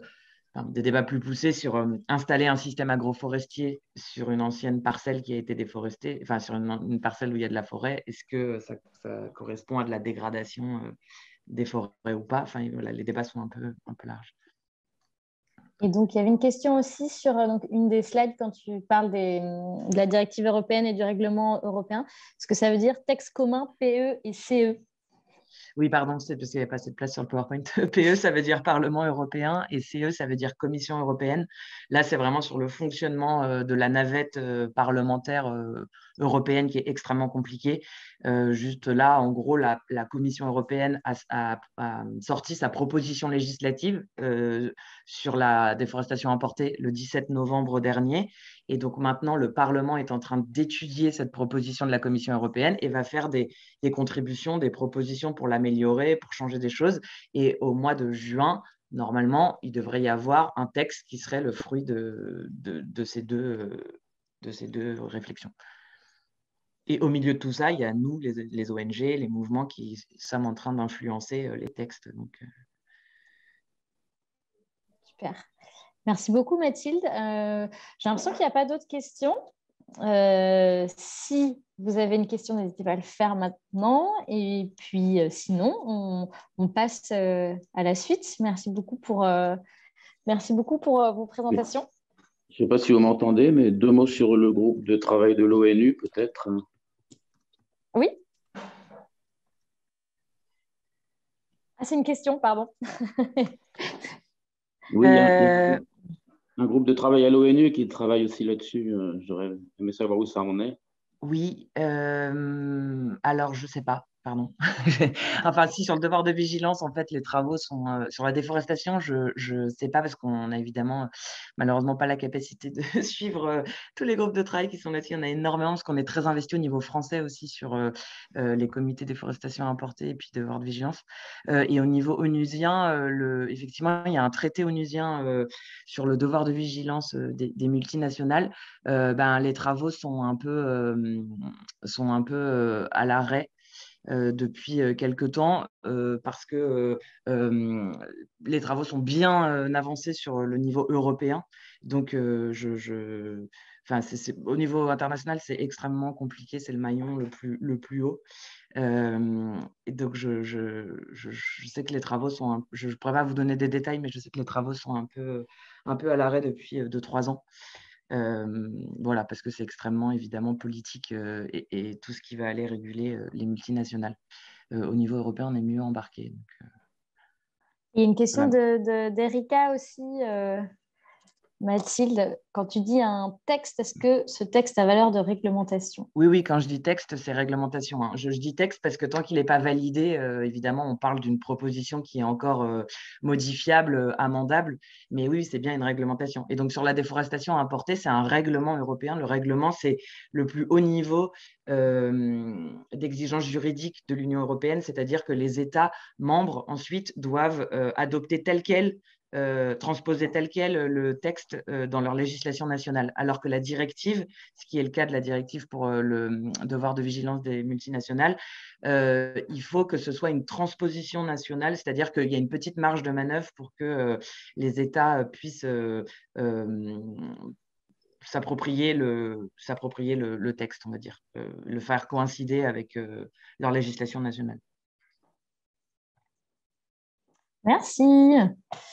Ok, eh bien, Qu'est-ce qui se passe si les entreprises ne respectent pas la réglementation? C'est tout l'enjeu justement de plaidoyer aussi qu'on porte dans ces espaces-là, être sûr qu'il va y avoir bien des sanctions, des modes de contrôle et des sanctions qui soient très fortes en cas de non-respect à ces réglementations, parce qu'évidemment, on sait bien que les multinationales sont assez fortes pour contourner et éviter parfois leurs responsabilités dans les filières, quoi. Donc là, c'est tout l'enjeu. Pour l'instant, il est plutôt bien le règlement européen. La directive européenne sur le devoir de vigilance est plutôt bien en termes d'exigence. On est en train de parler potentiellement d'un tribunal qui serait avec des moyens assez concrets pour sanctionner. Ok, merci beaucoup. Merci Mathilde. Je vous propose qu'on passe à la suite. Peut-on avoir les liens de ces textes? Oui, tout à fait, j'imagine. Je passe sous ton contrôle, Mathilde. Oui, déforestation importée, oui. Après, en l'état, c'est très indigeste, quoi. Je peux vous les envoyer, mais on pourrait peut-être faire un webinaire, si vous voulez, si vous êtes intéressé, spécifique sur ces sujets. Hein, pas de problème. On vous diffusera un questionnaire de satisfaction à l'issue de cette formation et c'est le moment aussi où vous pouvez nous faire part de votre satisfaction évidemment, mais aussi des idées que vous avez pour la prochaine formation, parce que je vous rappelle qu'on a un prochain temps de formation, enfin je vous le rappelle, je vous le dis parce qu'on ne vous a pas transmis l'information encore. On aura un prochain temps de formation dans le cadre de la quinzaine, le 15 avril, donc dans un mois, et on pourra aussi construire ce programme avec vous selon vos envies et vos centres d'intérêt. Ok, bon, on a voyagé du côté des producteurs, des productrices à travers des exemples concrets. On a aussi voyagé du côté des enjeux de la régulation, de la législation. Et puis maintenant, on va retourner du côté des enjeux liés à notre consommation, en tout cas tout ce qui va nous permettre de sensibiliser les citoyens, les citoyennes, les consommateurs, consommatrices pour, comme je le disais un peu au départ, tenter de transformer culturellement la société. Et ça, c'est vraiment notre rôle, hein, et puis l'objectif de la quinzaine, de faire en sorte, à travers toute cette matière que vous avez en tant qu'acteur du commerce équitable, de pouvoir aller raconter ces histoires, les transmettre à des personnes de tout âge, pour tenter de faire en sorte que les gens questionnent l'impact de la consommation et aient envie de changer. Voilà, donc oui, petit même, on a envie de développer le commerce équitable pour répondre à ces enjeux. Ce n'est pas la seule solution, mais en tout cas, c'est l'une d'entre elles. Et là-bas, comment on développe le commerce équitable? En partie, c'est en parlant et en s'inscrivant dans la quinzaine.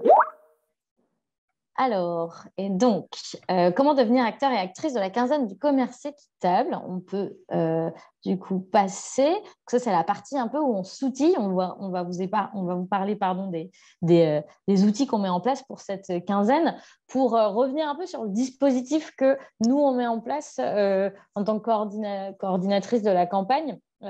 D'ailleurs pas que, dispositif quinzaine au sens large, puisque bien sûr la quinzaine c'est vous qui l'a fait, c'est avant tout des centaines d'actions de proximité sur tout le territoire, et en 2021 il y en avait 300, on espère qu'il y en aura autant cette année. Et donc c'est aussi une campagne d'affichage dans les collectivités, donc on est mobilisé, on contacte toutes les collectivités qui nous connaissent, qui sont engagées dans le commerce équitable, et puis on leur demande de nous suivre et de nous mettre à disposition des espaces d'affichage, parce que c'est important d'être vu aussi. Et donc nouvelle cette année, on a la mairie de Paris qui nous suit, qui va nous mettre à disposition près de 500 espaces d'affichage. Donc c'est la première fois, donc c'est plutôt une très bonne nouvelle. On a d'autres collectivités importantes et des plus petites aussi. Voilà, donc on travaille là-dessus. Et à Metz aussi, donc ça c'est super, merci Metz de participer toujours activement à la quinzaine. On va mettre en place une campagne digitale aussi. Alors l'année dernière, on avait recueilli à peu près 250 000 vues. On essaye chaque année d'aller un peu plus loin et de mobiliser d'autant plus. On sait que c'est important d'être présent sur le web à travers les réseaux sociaux, les newsletters, les sites internet, etc.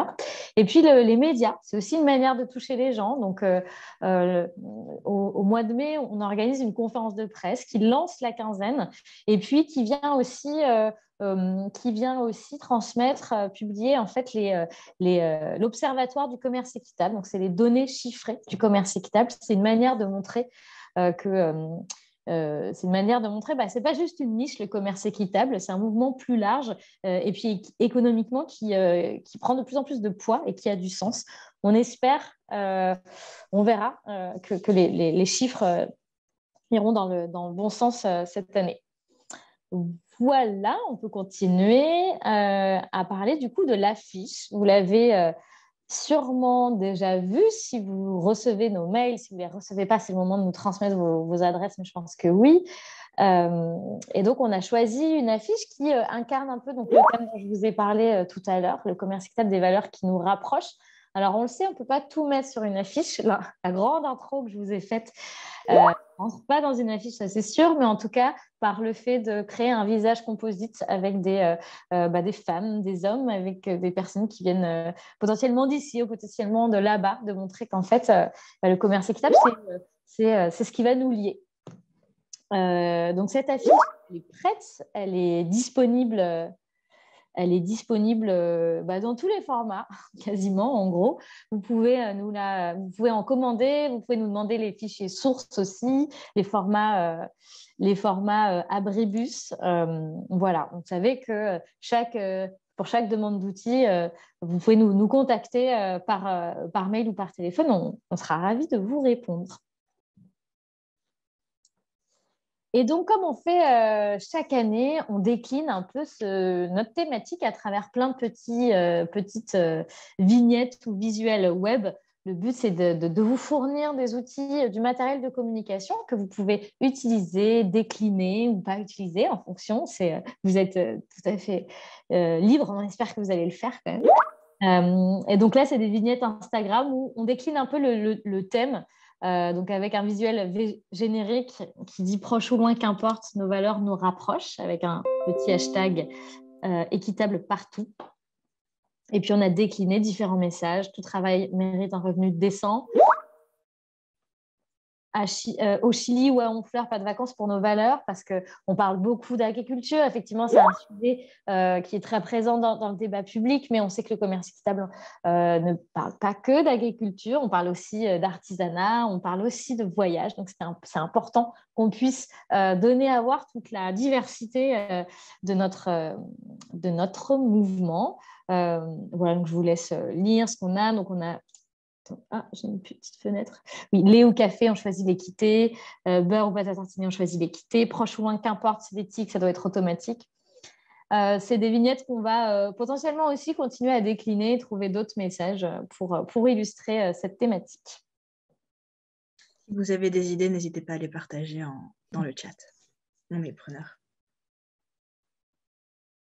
Et puis, bien sûr, on a voulu cette année... Alors, chaque année, c'est aussi l'occasion pour la quinzaine de se réinventer. On pourrait avoir les mêmes affiches, mais bon, ça serait quand même peut-être un peu triste. Alors, on décide de se re-questionner, de se réinventer un peu chaque année. Donc, l'année dernière, après 2 ans de contraintes sanitaires, on avait envie de couleurs qui pètent, on avait envie de couleurs joyeuses, pop. Voilà, ce qui nous a un peu mené jusqu'à ces visuels et jusqu'à ces affiches.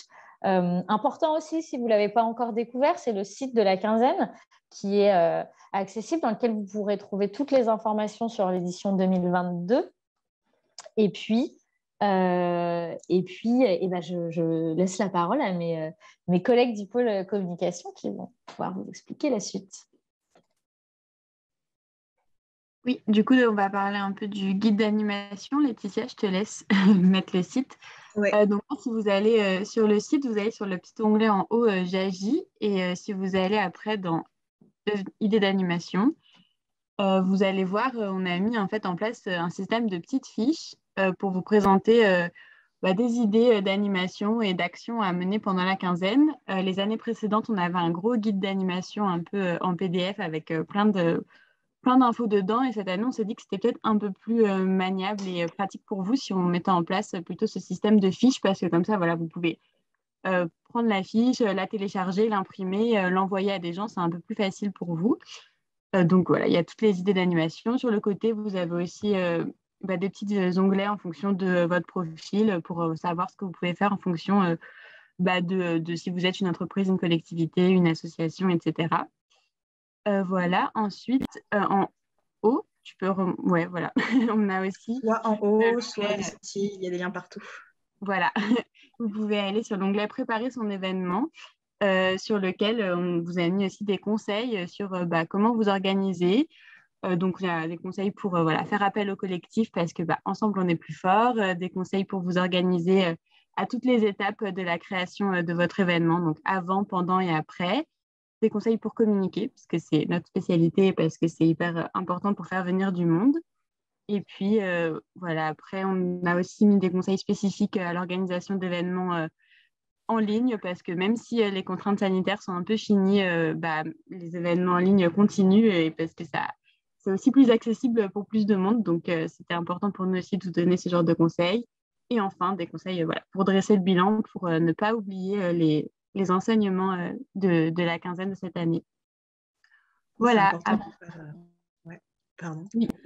Non, ensuite, il y a le kit de communication, mais c'est Laetitia qui va vous le présenter, je pense. Oui. Je voulais juste insister sur la partie dresser le bilan. C'est important que vous preniez des photos, que vous notiez ce qui se passe. C'est aussi comme ça qu'on sait ce qui se passe sur le terrain et ça permet de savoir à quel point la quinzaine sur le commerce équitable rayonne au niveau national et surtout au niveau local, parce que c'est vous qui faites la quinzaine. Et du coup, autre outil en plus du kit du guide d'animation qu'Aline vient de vous présenter, on a aussi le kit de communication. Vous pouvez en fait le télécharger en indiquant votre mail et en cliquant sur recevoir le kit. Pourquoi on vous demande de faire ça en fait? C'est parce que c'est important pour nous et pour vous, notamment parce que quand on le met à jour, vous pouvez recevoir un petit mail de notification comme quoi « Hey, il y a des nouvelles choses qui sont arrivées ». Et quand vous, du coup, renseignez votre mail, vous recevez donc un email contenant le lien qui vous emmène sur le drive du kit de communication de la quinzaine. Et là-dedans, vous pouvez trouver du coup les différents dossiers qui vous donnent les différents éléments. Donc, il est toujours en construction, mais c'est ici que vous pourrez retrouver du coup dans Relayer la campagne sur les réseaux sociaux les petites vignettes que nous venons de vous présenter, également des éléments de charte graphique, le logo de la quinzaine pour construire vos visuels et pour annoncer la quinzaine sur vos différents supports de communication. Et en attendant, vous avez en tout cas l'affiche au format A2, au format A3. Je crois qu'il y avait eu une remarque dans le chat qui disait que pour l'instant, l'affiche A3 n'était pas en bonne résolution. Ça a été ajouté. Et donc, vous pouvez à présent la télécharger au format PDF qui va bien pour l'impression. Et également, vous avez une fois de plus nos contacts en fait, pour pouvoir commander éventuellement des affiches ou demander les fichiers sources si vous en avez besoin. Je pense que c'est tout pour le KitCom. En tout cas, ça va être dans ce drive. Les éléments vont être communiqués au fur et à mesure et c'est pour ça qu'on a besoin de votre petit mail. Voilà, je te redonne la parole, Anne. Merci beaucoup. Et surtout, j'insiste sur le fait que si vous avez la moindre question, par exemple, typiquement le fait que vous vous rendiez compte que vous avez accès à l'affiche en basse définition, n'hésitez pas à nous contacter. Nous, on va dire qu'on met beaucoup d'énergie chaque année sur cette quinzaine et on est là aussi pour répondre à vos questions. Donc souvent, c'est parce qu'elle n'est pas encore prête ou elle n'est pas finalisée, mais bien sûr, l'objectif pour nous, c'est de vous fournir tous les outils pour valoriser la quinzaine sur vos territoires et que ces outils soient utilisables, en bonne qualité, accessibles, etc. Donc, j'ai vu une petite remarque. Si vous avez des questions, n'hésitez pas. Alors, effectivement, la fiche, chaque année, on travaille aussi régulièrement avec des graphistes différents. Donc, je conçois complètement que certaines années, elle va plaire à certains et peut-être moins à d'autres. Nous, on essaye de mettre un peu notre subjectivité de côté et puis de proposer des choses un peu différentes. Donc, je suis désolée si elle plaît pas à tout le monde cette année, ce qui est quand même très dur. Hein. Chaque année, on a aussi des remarques en ce sens, mais vous faites bien de les exprimer. Et en tout cas, tout ce qu'on reçoit comme commentaires et comme avis, on les prend en note pour l'année suivante et puis on les écoute évidemment avec attention. Il y a un dernier élément sur le site internet qui va venir très bientôt. C'est l'onglet les événements, parce que le but de ce site internet, c'est aussi de valoriser ce que vous faites sur le territoire. Donc, une fois que vous avez bien pris en main tous les outils pour vous aider à construire des événements, l'idée, c'est de les valoriser. Et pour cela, on est en train de construire une super carte qui vous permettra de renseigner vos événements directement sur le site donc, de la campagne nationale. C'est encore en construction parce qu'on a eu des difficultés les années précédentes pour vous offrir l'outil le plus optimum et le plus ergonomique possible. Mais d'ici 2 semaines, donc d'ici le 1er avril, et ce ne sera pas une blague, vous pourrez normalement renseigner tous vos événements et on vous préviendra de la mise en place de ce plugin pour les renseigner également par email. Préparez-vous, ça va être chouette et on vous préparera un tuto aussi pour vous expliquer comment ça marche, ça va être très simple et on pourra éventuellement aussi en reparler lors de la prochaine formation le 15 avril. C'est en préparation, ça arrive. Voilà. Merci. Merci beaucoup Laetitia. Donc voilà, je vous invite aussi régulièrement à aller voir dans le kit communication. Il y aura toujours des nouveaux outils. Nous, on va aussi, au-delà des outils de communication, y intégrer des outils de pédagogie ou de sensibilisation qui pourront peut-être vous être utiles aussi pour vos actions. Je pense qu'on a fait un peu le tour. Oui, merci. Effectivement, je ne l'ai pas précisé, mais cette affiche, elle parle effectivement des valeurs qui nous rapprochent en mettant en avant des cabosses de cacao et des épis de blé. Alors, voilà, pour montrer aussi qu'on est sur les enjeux nord-nord et nord-sud. Est-ce qu'on passe à la suite? On passe à la suite, hein. Je crois qu'on a un petit peu de retard en plus. Ah oui, on voulait vous poser une question, savoir si vous aviez déjà organisé un événement, une animation pour la quinzaine du commerce équitable. Alors, j'imagine que non, vu qu'il y a des nouvelles et des nouveaux qui nous ont rejoints aujourd'hui, mais pour voilà, sonder un petit peu. Ah ouais, quand même. Ouais. Il y a pas mal de gens qui n'ont encore jamais organisé d'animation.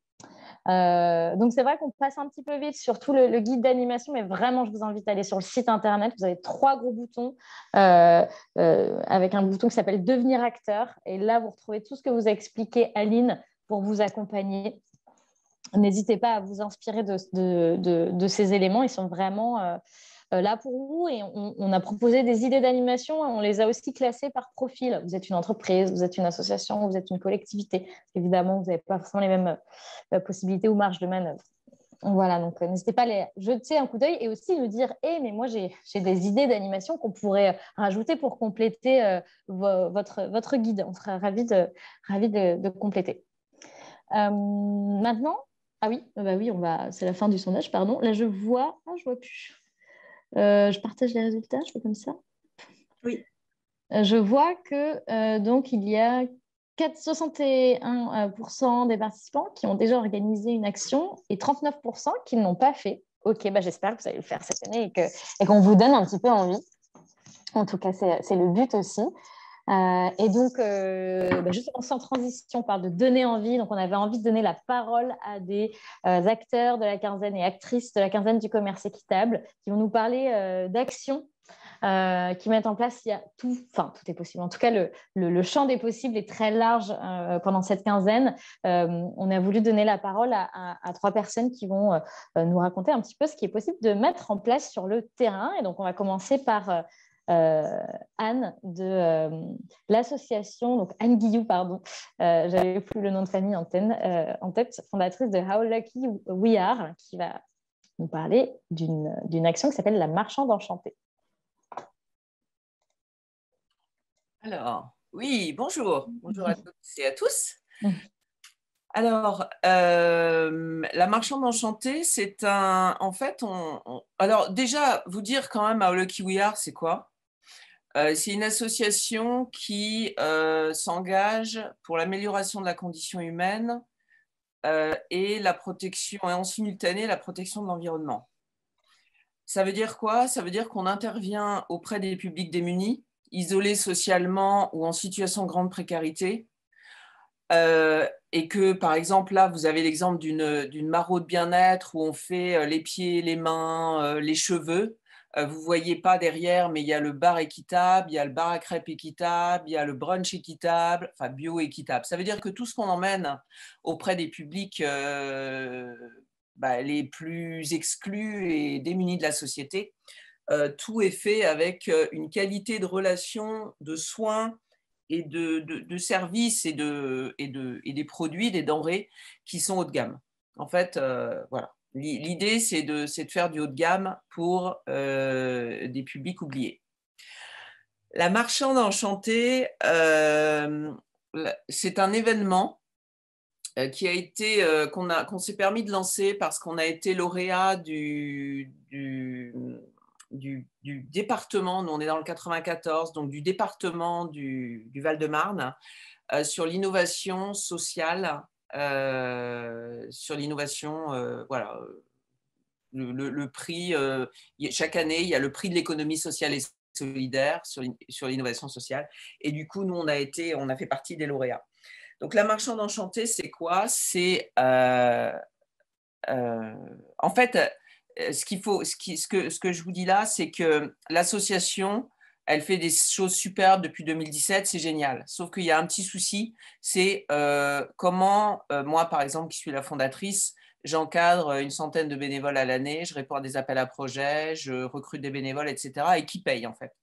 Donc ça a été vraiment notre gros souci au point qu'on a presque dû arrêter nos activités, en tout cas les réduire. Donc on s'est dit, l'ambition 2021-2023 d'HLWA, c'est de trouver des financements. Et c'est dans ce cadre-là qu'on a eu une subvention d'amorçage pour la Marchande Enchantée. Et la Marchande Enchantée, elle va concerner en partie nos bénévoles en situation de précarité, mais elle s'adresse surtout à des consommateurs locaux qui vont venir pour 3 raisons. La marchande enchantée, c'est 3 choses. C'est un brunch enchanté, ça veut dire bio, équitable, et puis comme on est une association zéro déchet, la plupart de ce que nous servons est collecté de nos collectes d'invendus alimentaires. Donc c'est une façon de sensibiliser sur le gaspillage, de se servir de ce gaspillage pour composer nos menus. Et ce sont des menus vraiment extraordinaires, faits en direct, avec beaucoup de soins, beaucoup de raffinement.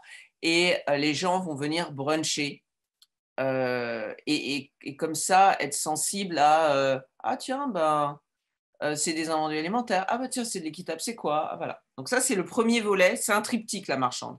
Donc ça, c'est le premier volet, c'est le brunch. Le deuxième volet, c'est une animation pour les enfants. Donc en simultané, hein, ça se passe dans la rue. C'est une dinette enchantée. Ça veut dire quoi? Ça veut dire que les enfants vont jouer à la marchande, en gros. Ils vont apprendre à peser, à compter, à servir, à reconnaître les produits. Et cette marchande, elle est complètement éco-conçue, faite par les bénévoles de l'association, les bénévoles artisans. C'est-à-dire, elle est complètement faite au crochet et un peu au tricot. Et sinon, avec du mobilier de récupération. Voilà.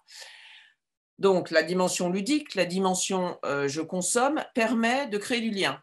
On vient avec ses enfants, c'est l'occasion de sortir, d'aller chercher la mamie qui est toute seule ou qui est dans sa maison de retraite, de vivre dans la rue citoyennement, de sortir de chez soi déjà et de se rencontrer. Et le troisième pan du triptyque de la marchande enchantée, c'est la boutique solidaire. Alors, dans la boutique solidaire, donc la dinette, c'est bien sûr gratuit, hein. Tous les gamins qui passent par là vont pouvoir s'amuser et se joindre à ceux qui seront inscrits, c'est complètement gratuit. Et la boutique solidaire, on y trouve quoi? On y trouve du terreau bio qui est fait par l'association, parce que tout ce qui n'est pas consommé de nos invendus est composté pour être vraiment dans une logique circulaire et vertueuse pour le sol. Donc, on pourra acheter du terreau bio. On pourra acheter des produits équitables. Alors, quand je dis des, en général, on sélectionne. C'est-à-dire que moi, je préfère qu'on choisisse un café, qu'on connaisse un peu l'histoire de la coopérative et qu'on ait quelques mots-clés, quelques phrases clés à transmettre aux bénévoles, plutôt que d'avoir plein de trucs, mais on ne connaît pas ce qu'on vend. Donc, du coup, on fait une sélection voilà, pour les produits équitables. Et après, on vend aussi un produit qui est un produit artisanal, complètement éco-conçu, fait par les bénévoles de l'association, qui est la Lucky Box. Donc, dans la Lucky Box, on trouve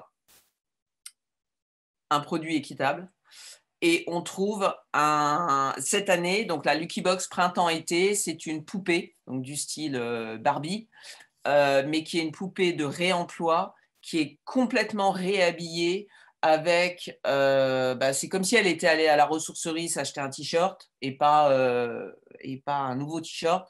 Et puis, on a des vêtements tout faits au crochet.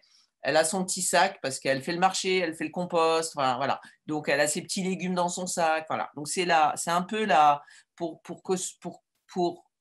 jouer et acheter solidaire, parce que nous, cet argent-là, ça va nous permettre de faire des maraudes, notamment le jour de Noël, etc. Mais c'est aussi de sensibiliser à un nouveau type de consommatrice, là, pour le coup. Bon, on n'a pas fait Ken encore, mais voilà, ça viendra. Qui est on s'amuse, mais en même temps, on rigole pas, quoi. Mieux vaut acheter des choses qui sont déjà existantes, mieux vaut créer de l'économie circulaire et de l'économie solidaire, et mieux vaut acheter des produits issus du commerce équitable et de l'agriculture biologique, et encore plus ici quand ils contribuent à l'anti-gaspi. Donc voilà ce que c'est. Donc la première marchande enchantée, il y en aura 6 cette année. Elle aura lieu le 22 mai, donc dernier jour de la quinzaine du commerce équitable. Et après, c'est un événement qui sera en vente. Ça veut dire que les collectivités pourront acheter une maraude enchantée, par exemple, pour sensibiliser à leur implication à la quinzaine du commerce équitable. Voilà. Mais pour l'instant, je vous invite à venir, hein, si vous habitez pas loin. Il y aura un film qui va être fait. On aura certainement de la presse aussi. Et en tout cas, j'invite vraiment toutes les personnes qui ont envie de sensibiliser au commerce équitable d'une façon, toujours en lien avec la solidarité et l'accessibilité au local. Voilà. Moi, je suis très attachée à ce que... alors, bien sûr, hein, pas sur le choix des produits, je suis tout à fait d'accord sur la nécessaire mondialisation, mais au niveau local, je suis très engagée, moi, dans le fait de pouvoir être en lien avec, et de créer du lien avec des personnes qui meurent sous nos fenêtres quand même. Voilà. Merci beaucoup.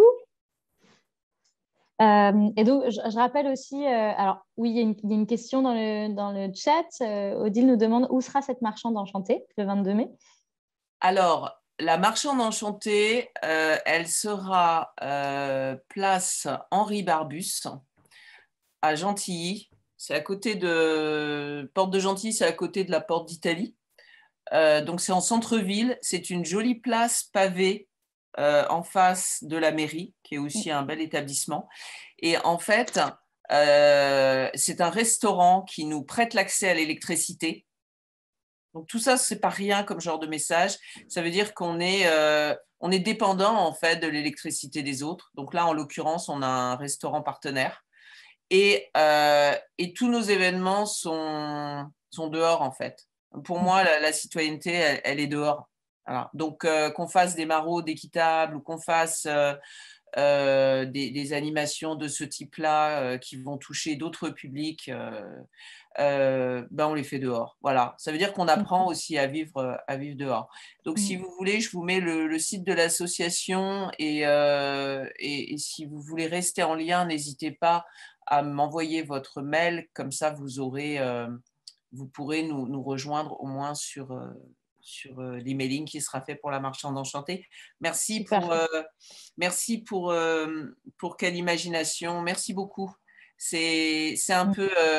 non, j'en profite pour dire, parce que là, on est quand même assez nombreux, pour dire que je salue l'ensemble de mes bénévoles et l'ensemble de tous les bénévoles associatifs, parce qu'on fait un travail énorme et un travail qui, à ce jour, n'est pas rémunéré pour nous et qui vise à l'être. Et on ambitionne et on est là sur le front pour ça, pour devenir un chantier d'insertion. Et je trouve que c'est important aussi de trouver des encouragements parce qu'on travaille pour l'amour de l'art. Et c'est vrai que je trouve que dans la dimension équitable du réseau, je crois qu'il y a aussi à réfléchir sur comment on finance plus facilement, je dirais, le travail qu'on fait. Voilà. Je trouve il y a aussi une évolution des associations. Aujourd'hui, on ne fait pas ça que en plus parce qu'on a le temps, tout ça. On le fait parce qu'on a vraiment envie que ça bouge, mais du coup, ça demande tellement de compétences qu'on doit forcément travailler ensemble. Nous, on est beaucoup quand même. Et du coup, on réfléchit à comment financer nos actions pour qu'elles se pérennisent. On est vraiment au cœur du développement durable. Merci beaucoup, Anne. Merci à vous tous. Merci pour les messages, c'est cool. Et merci pour ce que vous faites dans l'association. Et c'est bien de rappeler aussi tout le travail qu'effectuent les bénévoles sur le terrain chaque jour pour transmettre des valeurs et un modèle de société auquel on croit. Et c'est effectivement beaucoup d'engagement et beaucoup d'efforts. Merci pour ça. Le temps passe malheureusement. Ah ouais. Sinon, j'aurais bien rappelé quelque chose par rapport à la relation. Je suis désolée, il y a encore deux témoignages et on est encore... Il y a moyen par chat. Mais n'hésitez pas de continuer la conversation dans le chat, c'est tout à fait possible et c'est là pour ça. Du coup, je vais demander à Quentin qui d'ailleurs nous a mis en relation avec Anne Guillou parce que Quentin de Faire un monde équitable, vous avez aussi je crois, organisé des choses ensemble l'année dernière. Et donc, Quentin va nous parler de quelque chose de complètement différent, mais tout aussi passionnant. Je te laisse la parole en te demandant peut-être d'être un petit peu court, si tu y arrives. Ouais, je vais essayer d'être synthétique. Et oui, merci beaucoup, Anne, pour ces discours inspirants. Alors, nous, ça n'a pas... On va faire un grand pont parce qu'on n'est pas du tout sur le même type d'événement, mais c'est bien parce qu'en plus, comme ça, on peut vous montrer des différents des événements complémentaires. Donc, on va organiser avec Bioéquitable en France et Bioconsommateur, et j'ai vu que d'ailleurs Bioconsommateur était parmi nous aujourd'hui. On va organiser des journées du patrimoine bio et équitable. Donc, derrière ce grand mot, qu'on d'ailleurs on surnomme JPAB pour les intimes, c'est l'idée de faire comme des fermes ouvertes, mais cette fois-ci avec vraiment des fermes bio et équitables, notamment pour montrer pour mettre des noms et des visages finalement sur le commerce équitable. On a la chance maintenant avec l'Origine France de pouvoir aller plus facilement là-bas parce que c'est vrai que tout le monde ne peut pas tout le temps partir en Amérique du Sud ou au Mali, etc. Même si ça donne envie d'ailleurs vos récits précédents et j'aimerais bien y aller un jour. Mais du coup, là, c'est l'occasion pour n'importe qui, partout sur le territoire en France. Alors, je crois que c'est en France métropolitaine, par contre. Désolé s'il y a des gens qui viennent des dom-toms, mais n'importe qui de France métropolitaine de pouvoir organiser des fermes ouvertes. Donc, nous, ce qu'on va faire, c'est que en tant que Faire un monde équitable et Bioconsommateur, d'ailleurs, et Bioéquitable en France, nous, on est un peu la plateforme de relais, si vous voulez. Donc, on va vous mettre en relation avec des fermes qu'on a déjà trouvées. Donc, ça va être l'occasion pour les personnes qui sont soit des personnes qui ont envie de s'engager, des bénévoles, soit des associations, de faire un événement assez simplement et d'aller à la rencontre des fermes. Donc, vous avez juste à vous inscrire. Je sais plus, je vais vous envoyer le mail. Je sais plus si on a donné le lien d'inscription. Il y a un petit framacalc. Vous vous inscrivez et nous, en fait, on va faire tout le relais à votre place. On va vous donner les étapes. Tout va être calibré. On a juste besoin aujourd'hui, on a déjà les fermes, on a besoin de personnes qui sont motivées, qui vont pouvoir diffuser en local parce que malheureusement, on n'a pas, nous, par exemple, on est juste sur le bureau parisien. On a quelques associations en région, mais on peut pas couvrir tout le territoire. Donc, on va avoir besoin de vous pour le diffuser, bouche à oreille, chez toutes les personnes que vous connaissez, pour pouvoir nous aider à y être là sur place le jour J, parce que pareil, on peut pas être partout. Et puis après, si possible, pour amener votre patte à vous, de la créativité, de l'imagination. Donc voilà, c'est très très simple. Si vous voulez participer, n'hésitez pas à nous contacter et l'idée serait de vous inscrire.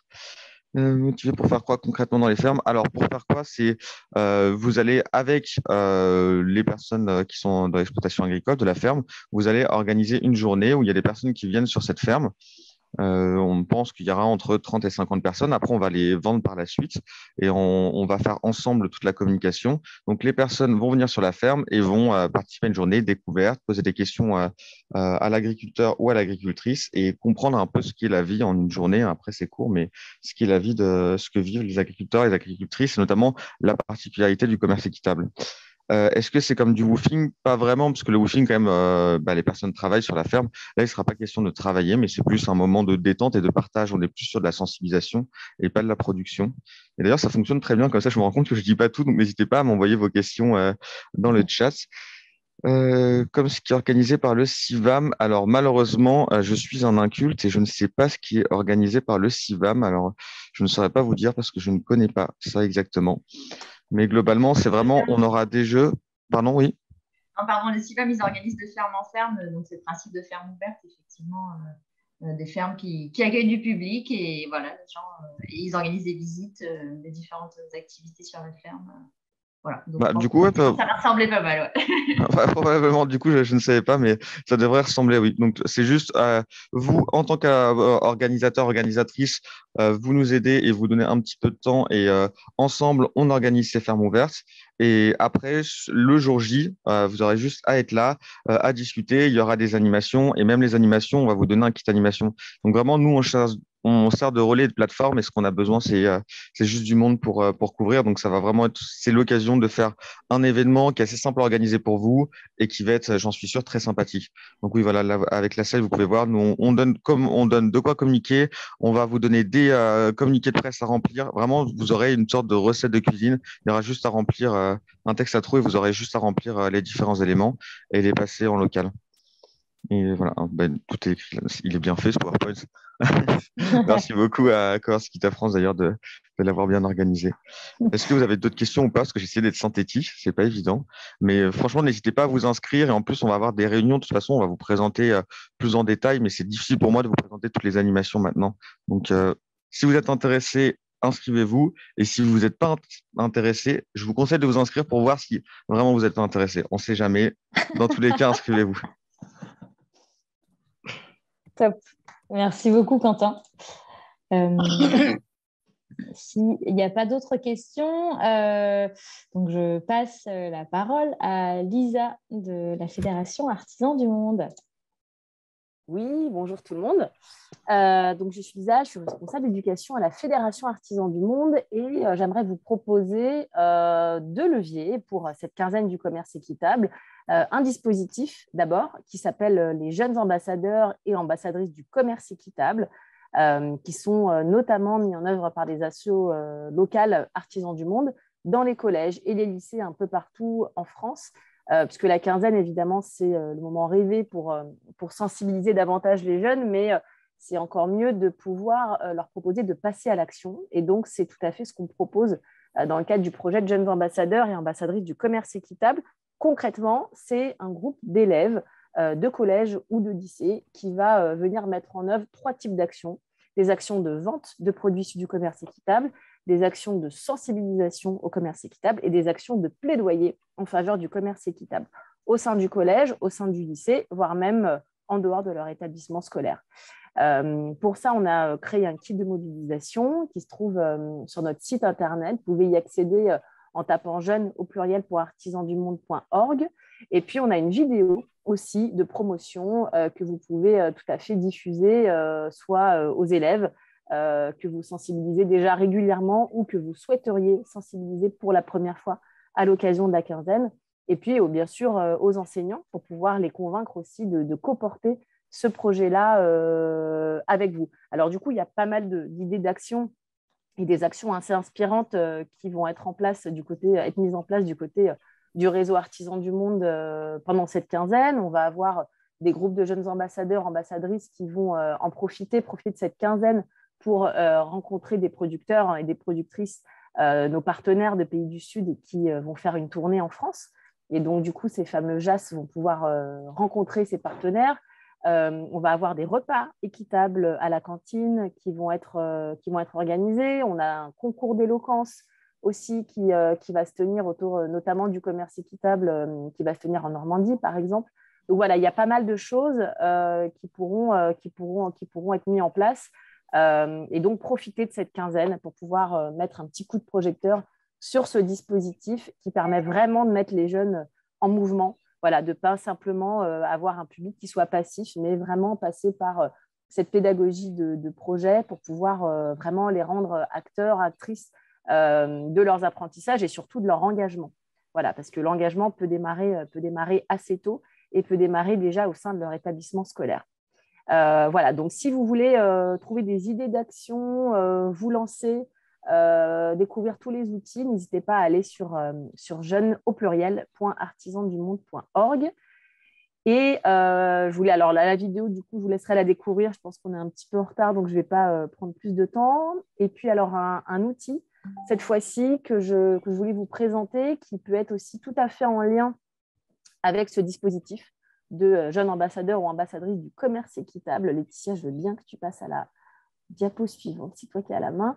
Un outil qui s'appelle Panique à la Transi School, qui est sorti, qu'on a eu la chance de créer, qu'on a eu le plaisir aussi de créer avec Bioconsomacteur.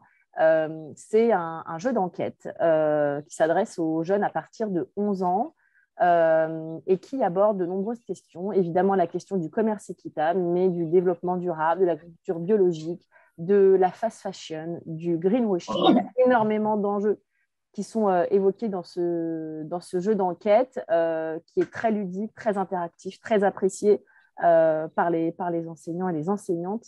Et donc, on a aussi des exemples de mise en lumière de cet outil pendant la quinzaine. Par exemple, utiliser ce jeu pour que des jeunes qui l'auront déjà expérimenté puissent en faire participer d'autres jeunes, donc des jeunes qui animent auprès d'autres jeunes.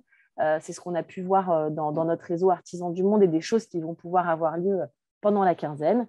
Et puis aussi, pourquoi pas profiter de cette quinzaine pour former les éco-délégués qui sont ces élèves élus depuis plusieurs années dans les collèges et les lycées. Il y a 2 éco-délégués par classe qui sont élus chaque année et qui ont pour mission de former, de sensibiliser leurs pairs à la question du développement durable. Et donc, c'est un jeu qui est très complet, très dense et qui aborde suffisamment de thématiques autour du développement durable pour que ça puisse être un outil justement de formation et de sensibilisation de ces éco-délégués. Voilà, donc un dispositif et un outil qui peuvent servir de levier spécifiquement pour toucher les jeunes en collège et en lycée. Voilà, et n'hésitez pas à nous contacter si vous voulez des infos sur ces 2 supports. Voilà. Merci beaucoup Isa. Eh bien, oui, peut-être, c'est un peu abrupt. Non, juste petit mot de la fin. Alors, la formation continue, mais avec, on vous avait proposé dans les mails de rester ou pas, selon votre emploi du temps. On va passer à une formation un peu plus pratique pour vous donner des conseils pour communiquer autour de votre action. Donc, on reste sur la même plateforme. Juste pour clôturer ce premier temps de formation, moi, je suis très contente de voir en fait tout ce qui est possible quand on parle des liens du commerce équitable et de la rencontre. Là, on le voit bien quand je vous écoute parler des actions, des dispositifs que vous mettez à disposition. C'est que y a ces liens, ils sont très forts et ces rencontres, elles sont fortes entre des thématiques. On parle de commerce équitable et d'inclusion entre différents types d'associations aussi qui peut-être travaillent sur des thématiques des fois un peu connexes ou périphériques qui vont pouvoir se réunir parce qu'on peut travailler sur le commerce équitable et travailler avec d'autres associations qui font un peu d'autres choses, mais au final, on va dans le même sens et on pousse vers une même vision du monde. Donc aussi, on a des rencontres entre des compétences, des gens qui savent faire de la sensibilisation et des gens qui savent cultiver la terre, et puis on les rassemble et ça crée des fermes ouvertes et c'est super. Entre des restaurants qui peuvent mettre à dispo leur électricité et puis des bénévoles hyper engagés qui vont pouvoir créer des animations sur une place publique. Voilà, c'est toutes ces rencontres et tous ces liens qui sont riches et qui sont vraiment porteurs d'espoir pour la suite et puis même pour un futur très proche qui est notre quinzaine 2022. Merci beaucoup.